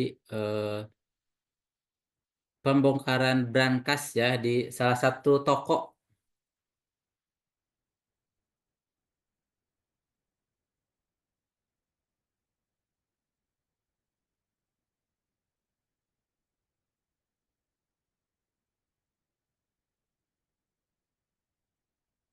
Eh. Nah, jadi itu adalah salah satu kejadian ya di klien kami ya, di mana asetnya ataupun uangnya ya itu diambil oleh perampok ya, perampok seperti itu. Nah,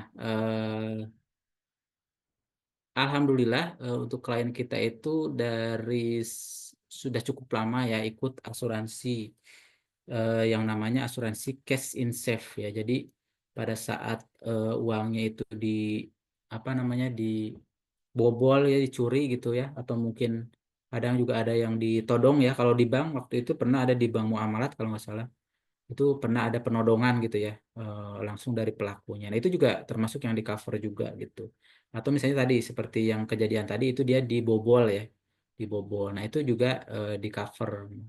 Alhamdulillah diproses klaimnya gitu ya karena dokumennya juga lengkap dan pelaporan juga cepat waktu itu dari si klien kita ya kepada kami yang apa namanya sebagai konsultannya gitu ya. Dan alhamdulillah klaim bisa dibayarkan seperti itu. Nah, memang pada saat proses berjalannya klaim itu dari perusahaan asuransi melakukan survei gitu ke tempat kejadian karena dia ingin melihat seperti apa kronologis kejadiannya dan juga melakukan wawancara kepada pengelola tokonya atau kepala tokonya gitu kan, seperti itu. Nah, ini alhamdulillah juga tersedia CCTV ya, CCTV. Karena ada juga di outlet yang lain atau toko yang lain itu CCTV-nya dibongkar dulu tuh. Jadi pas besoknya si pengelola tokonya atau kepala tokonya masuk itu udah berantakan gitu. Nah, uangnya diambil, tapi CCTV-nya di apa dirusak juga, diputus juga. Jadi nggak ada videonya, nggak ada rekamannya. Nah, kalau ini alhamdulillah masih ada CCTV-nya juga, sehingga apa namanya menjadi bukti yang kuat kan kalau CCTV itu ya, menjadi bukti yang kuat bahwa ini dilakukan eh, pembobolan atau apa namanya pencurian ya oleh pihak yang eksternal gitu kan. Tapi kalau misalnya tadi CCTV tidak ada ya bisa jadi kan timbul kecurigaan juga antara sesama karyawan bisa jadi kan seperti itu. Karena kan kita tidak tahu siapa pelakunya gitu. Walaupun ini juga sempat waktu itu ada analisis ke arah situ ya, tapi ternyata bukan gitu kan karena tidak tidak diketahui karyawan dengan ciri-ciri seperti itu dan klaimnya akhirnya dibayarkan. Gitu ya. Oke, masih ada waktu ya Mbak Mbak Balia? Masih, Bapak. Masih ya. Baik, kita lanjutkan. Nah, ini Yang berikutnya adalah terkait makosid syariah atau tujuan syariah ya dari asuransi syariah ini. Di antaranya eh, di apa di makosid syariah itu atau dalam Islam itu ada larangan goror ya, melakukan ataupun tindakan goror pada asuransi. Nah, karena memang di situ ada beberapa manfaat yang di akan kita dapatkan ya. Sebagaimana sabda Rasulullah, yaitu Rasulullah melarang jual beli yang mengandung goror.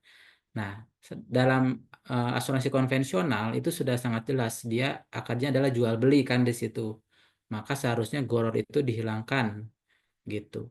Nah, kalau misalkan masih ada, nah maka dia akan menimbulkan hal-hal efeknya adalah sebagai berikut. Di antaranya misalnya akan timbul pihak yang terlibat tidak dicurangi ataupun curang gitu ya.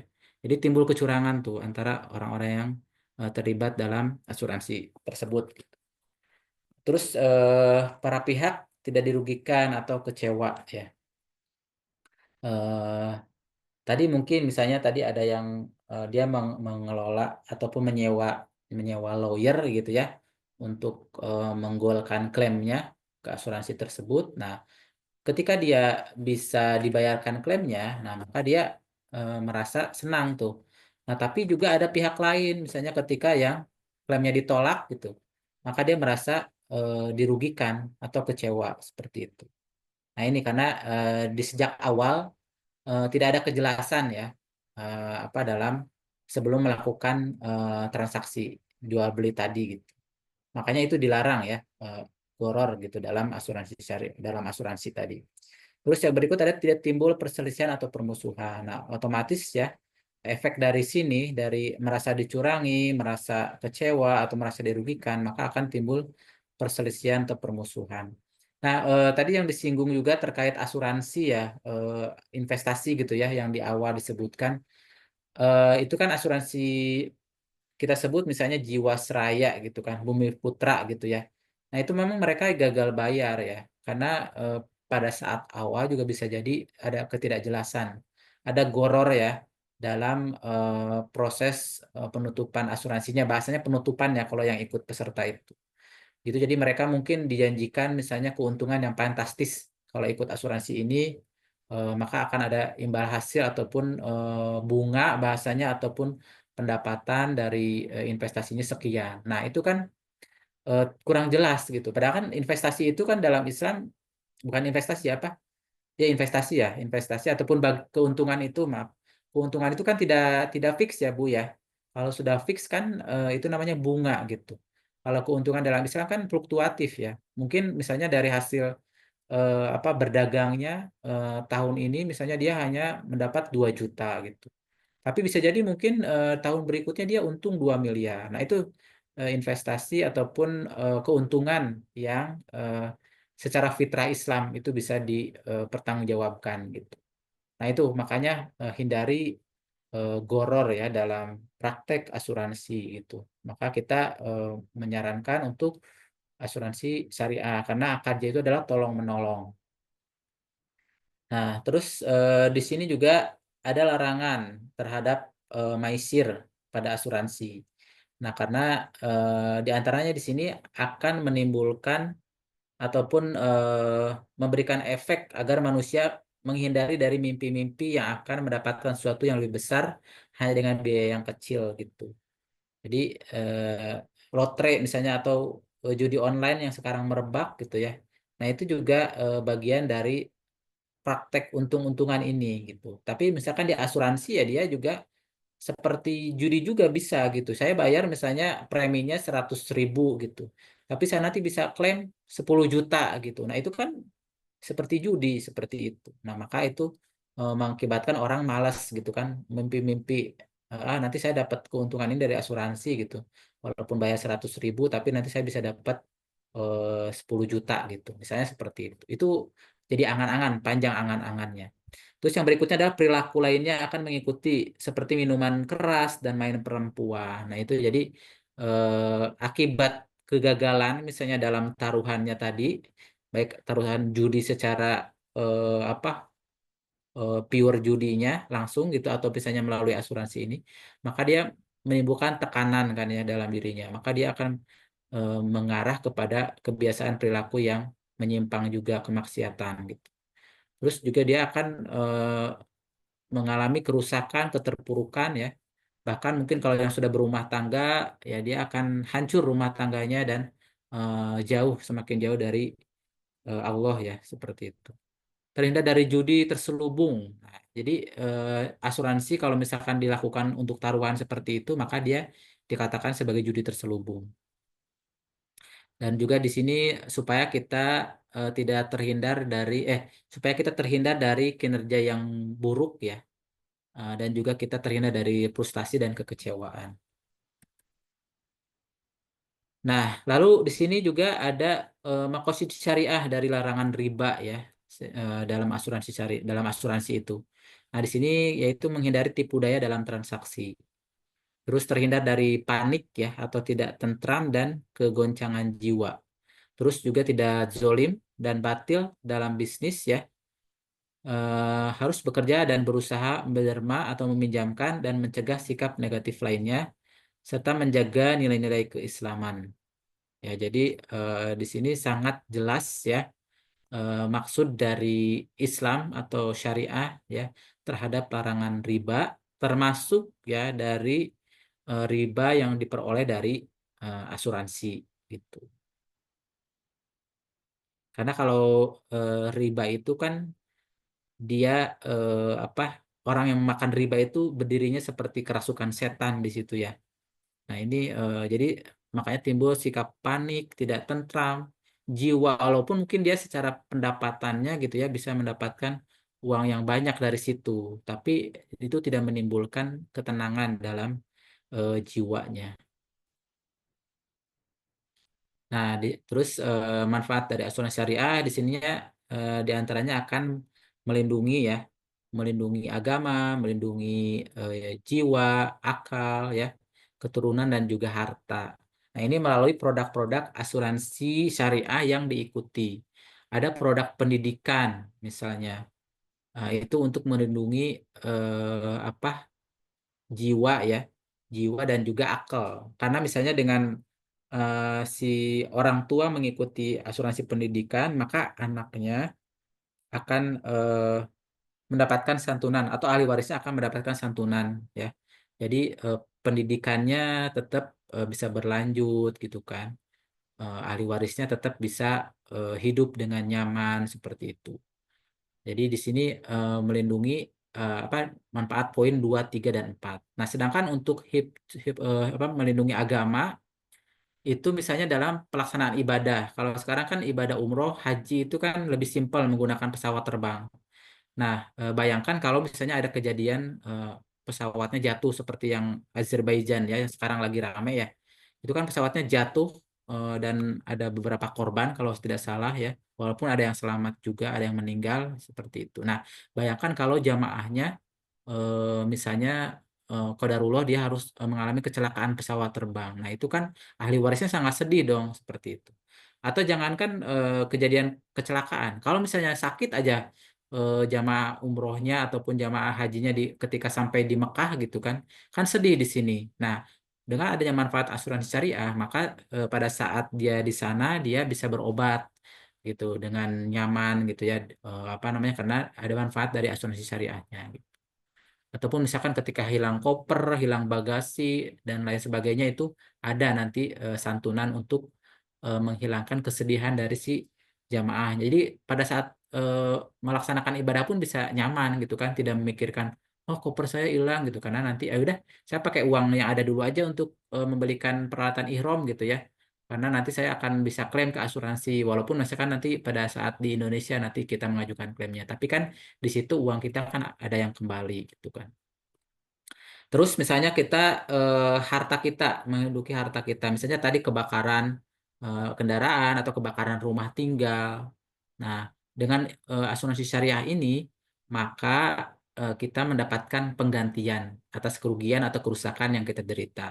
Sehingga kita bisa membangun rumah yang baru, walaupun misalnya rumah kita kemarin kebakaran. Nah, karena ada santunan dari asuransi sama peserta tadi, tabaru, maka kita bisa membangun rumah yang baru. Kalau misalnya kita yang mengalami kebakaran tersebut.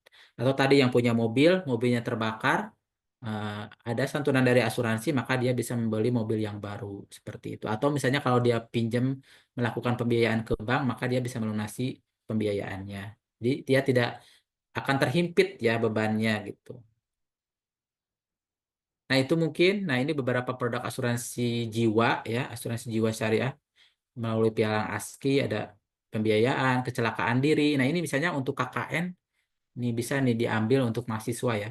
Atau tabungan, atau misalnya untuk asuransi kecelakaan siswa, mahasiswa, santri, asuransi bencana, asuransi mikro ya, mulai dari 50.000 saja itu bisa mendapatkan pengcoveran setahun seperti itu. Nah, ini karena asuransi kita juga banyak ya, dan kita menggunakan rekanan asuransi yang syariah semuanya.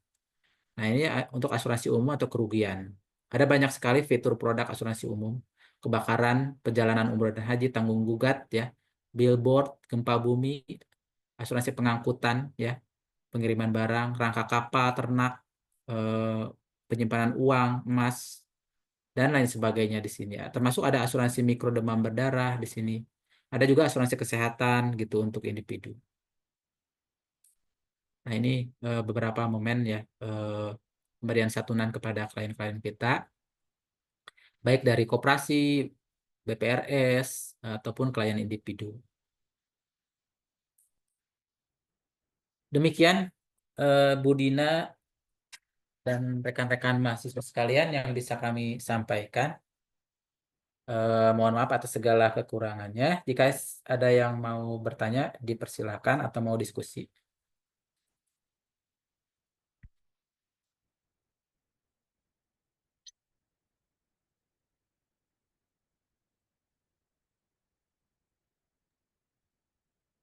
Ini kantornya di Bogor, sih, Pak.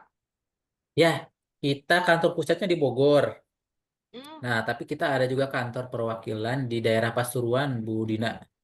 Hmm. Ya, daerah Jawa Timur. Total nasabahnya berapa, Pak? Nasabahnya udah banyak sih, Bu. Kalau jutaan sih, Bu, jutaan lebih. Karena kita banyaknya mainnya di ini ya, klien-klien yang kita itu dari BPRS, BMT, koperasi gitu ya, Bu ya. Perusahaan-perusahaan juga ada gitu. Jadi kalau dihitung secara perorangan sih, insya Allah jutaan sih, Bu. Jutaan orang ya yang sudah. Ini cuman pasnya itu ya 10 juta mungkin kurang lebih ya, Bu ya. Seperti itu. Kalau untuk investasinya, biasanya diinvestasikan itu di instrumen apa, Pak? Kalau Nah, untuk syariah ya. Nah, kalau oh, kalau di sini untuk contohnya yang kita kan ada asuransi jiwanya juga ya, Bu ya. Asuransi jiwa syariah ASKI namanya. Nah, mungkin tidak menggunakan saham sih, Bu. Kalau seperti asuransi apa yang lain gitu yang besar-besar apa joint venture itu mereka kan menggunakan investasinya ke saham ya atau link gitu ya. Nah, itu kan kemarin yang banyak yang ambruk juga di situ. Jadi asuransi yang saving, terus dia investasinya di saham. Nah, itu jadi rugi ternyata sahamnya gitu. Nah, tapi kalau di sini kayaknya lebih banyak ke deposito dan reksadana mungkin ya, Bu ya. Seperti itu. Jadi bahasanya memang kecil gitu, tapi lebih aman ya dibandingkan misalnya low risk dengan gitu ya, Pak ya? low risk, betul seperti itu, Bu. Cuman memang secara imbasnya tidak terlalu besar juga. Gitu, Bu Dina. Paham sih. Siap, Pak Didin. Monggo teman-teman, kalau ada yang mau ditanyakan, silakan. Mumpung praktisinya sudah di depan mata, sudah bisa berbagi ke teman-teman semua. Mungkin kalau saya kan mengajar itu secara segi akademisi ya. Kalau secara praktisinya mungkin kan belum, ya banyak lah yang belum bisa, belum tahu gitu.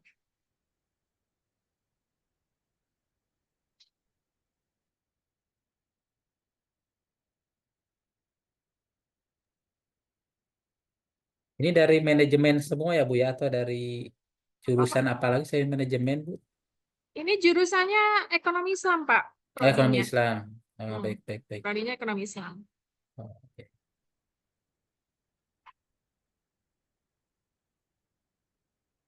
Monggo Mbak Balia, saya kembalikan ke Mbak Balia selaku moderator dan MC. Iya, baik. Terima kasih, Ibu. Mungkin teman-teman di sini ada yang mau bertanya, bisa perkenalkan diri atau on cam kamera, atau bisa melalui kolom komentar.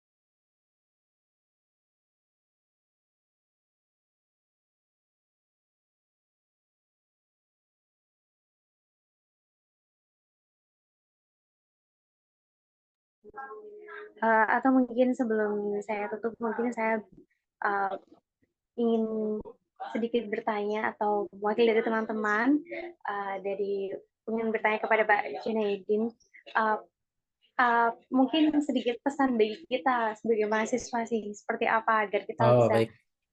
tahu lebih tentang asuransi syariah Asuransi. sebenarnya Ya, gitu. baik, Ya, baik. gitu.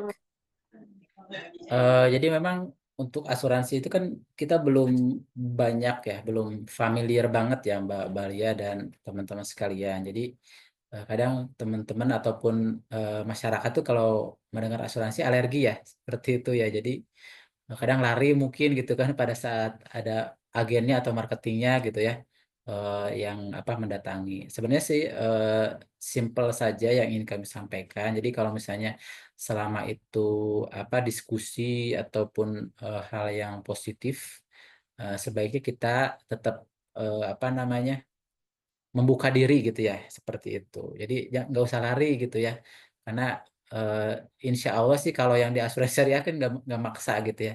Nggak ada yang maksa seperti itu gitu. Nah mungkin kecuali memang kalau kita sudah tahu bahwa karakter seorang itu dia akan memaksa gitu. Nah udah kita nggak apa-apa menghindar. Cuman tidak semuanya juga. Jadi tidak tidak bisa digeneralisir ya. Generalisir bahwa semua marketing asuransi akan seperti itu. Nah kalau misalkan memang dia ingin berdiskusi ataupun memberikan informasi, sebaiknya kita terima karena di situ kita akan mengetahui apa sih kelebihan produk ini, apa kekurangannya gitu kan. Seperti itu. Jadi pada suatu saat karena asuransi itu tidak dibutuhkan pada saat sekarang ya. Justru nanti ketika setelah kejadian kita baru ngeh gitu. Biasanya seperti itu ya, yang sudah-sudah gitu. Misalnya ada orang yang sakit, oh saya menyesal, saya dulu nggak ikut asuransi, sekarang untuk biaya berobat misalnya lumayan besar gitu kan, untuk rawat inap dan lain sebagainya.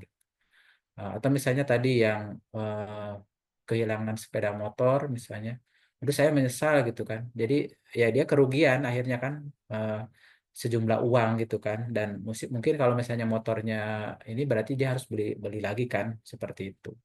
Nah, itu jadi asuransi dibutuhkan memang bukan pada saat ini, tapi pada saat di masa datang ketika memang risiko itu apa menghampiri kita seperti itu. Nah, itu sih mungkin Mbak Balia. Jadi sering-sering aja mempelajari literasi ya mengenai asuransi itu sendiri, khususnya asuransi syariah gitu ya. Nah, itu insya Allah kita akan menemukan eh, titiknya gitu seperti apa. Mungkin nanti di perusahaan juga kadang kita misalnya kerja di mana gitu. Itu biasanya ada program benefit untuk karyawan, misalnya asuransi kesehatan itu. Nah, disitulah kita eh, dibutuhkan pemahaman kita terhadap prosedur dari asuransi syariah kesehatan itu seperti apa sih gitu kan. Terus pada saat klaim seperti apa gitu. Nah, itu sih Mbak. Jadi lebih ke bukan untuk diri sendiri, tapi kita lebih ke bekal persiapan kita, pemahaman kita untuk yang masa yang akan datang, baik nanti di perusahaan atau mungkin di keluarga ataupun di yang lainnya, di masyarakat gitu. Seperti itu, Mbak Balia dari kami. Jadi mudah-mudahan tetap semangat ya dari kita semuanya untuk menumbuhkan ekonomi syariah di Indonesia ini. Terima kasih, Mbak. Baik, terima kasih Bapak. Oh, mungkin satu Ya, lagi Bapak, saya mau tanya. ya, Sebenarnya lebih ke pribadi ya, maksudnya oh kayak ya. asuransi apa sih yang harus kita sebagai anak muda ini, kita Ya. berawal sih asuransi yang apa gitu yang harus kita ambil. Oh, siap-siap. Nah, Paling simpel kan sekarang ada asuransi mikro ya. Waktu itu project dari World Bank ya. Jadi Bank Dunia dengan OJK tahun 2019. Nah, tapi sampai sekarang pun masih ada produk-produk asuransi mikro itu. Di antaranya tadi ya, ada asuransi misalnya demam berdarah, ada asuransi mikro untuk meninggal dunia gitu kan. Nah, itu kita mulai dari yang kecil dulu aja seperti itu. Kalau misalnya untuk kita atau untuk keluarga kita ya. Jadi tidak mesti harus kita dulu, misalnya untuk keluarga kita, misalnya bisa juga seperti itu. Dimulai dari yang kecil. Nah, biasanya setelah tahu manfaatnya, gitu merasakan manfaatnya itu akan apa namanya timbul apa namanya ketertarikan untuk mengikuti produk-produk asuransi yang lainnya. Seperti itu sih Mbak. Biasanya. Jadi dimulai yang kecil dulu aja sebagai pembelajaran, sebagai pembuktian gitu misalnya pada saat klaimnya tidak akan rumit, tidak akan berbelit-belit seperti itu kan kita perlu pembuktian ya. Nah, dari yang kecil-kecil seperti itu karena prinsip asuransi mikro itu SMASH ya. Jadi sederhana, mudah, ekonomis dan segera. Jadi dari fitur produknya tidak terlalu banyak pengecualian ya, sederhana. Terus mudah, prosesnya mudah gitu. Jadi misalnya dengan membayar 50.000 eh, memberikan KTP, udah nanti bisa langsung diproses asuransinya. Terus ekonomis, harganya kan tadi cuma 50.000 ya. Nah, terus segera. Nah, proses klaimnya juga segera gitu. Jadi tidak terlalu banyak dokumen klaim yang harus disubmit seperti pada asuransi yang non mikro seperti itu. Mungkin itu Mbak Balia, mudah-mudahan bermanfaat. ya baik, terima kasih Bapak. Mungkin di sini Ya, teman-teman masih ada yang mau menanyakan atau dicukupkan saja, Bu Dina? Ini. Ya. Oke. Akhirnya kita sampai di penghujung acara ya, di mana kita tidak lupa bagi saya sendiri mengucapkan terima kasih kepada Bapak Jainuddin yang sama-sama telah Mbak. materi ilmu yang bermanfaat dan atas paparannya juga kepada seluruh peserta saya ucapkan semoga ilmu yang kita dapat pada hari ini nantinya dapat bermanfaat di kemudian hari. Amin. Demikianlah pada praktisi mengajar siang hari ini, saya sebagai moderator Balia mengucapkan dan mengundur diri. Assalamualaikum warahmatullahi wabarakatuh. Waalaikumsalam warahmatullahi Waalaikumsalam wabarakatuh. warahmatullahi Terima kasih wabarakatuh. Bu Dina, Terima kasih Pak Dinding teman-teman. atas Ya, waktunya. Terima kasih mudah-mudahan bisa teman-teman semua silaturahim sudah lagi. bergabung. Ya, Assalamualaikum. Waalaikumsalam. Diperingatkan kembali kepada teman-teman, jangan lupa untuk absensinya ya teman-teman. Bagi teman-teman jangan lupa tadi link absennya sudah di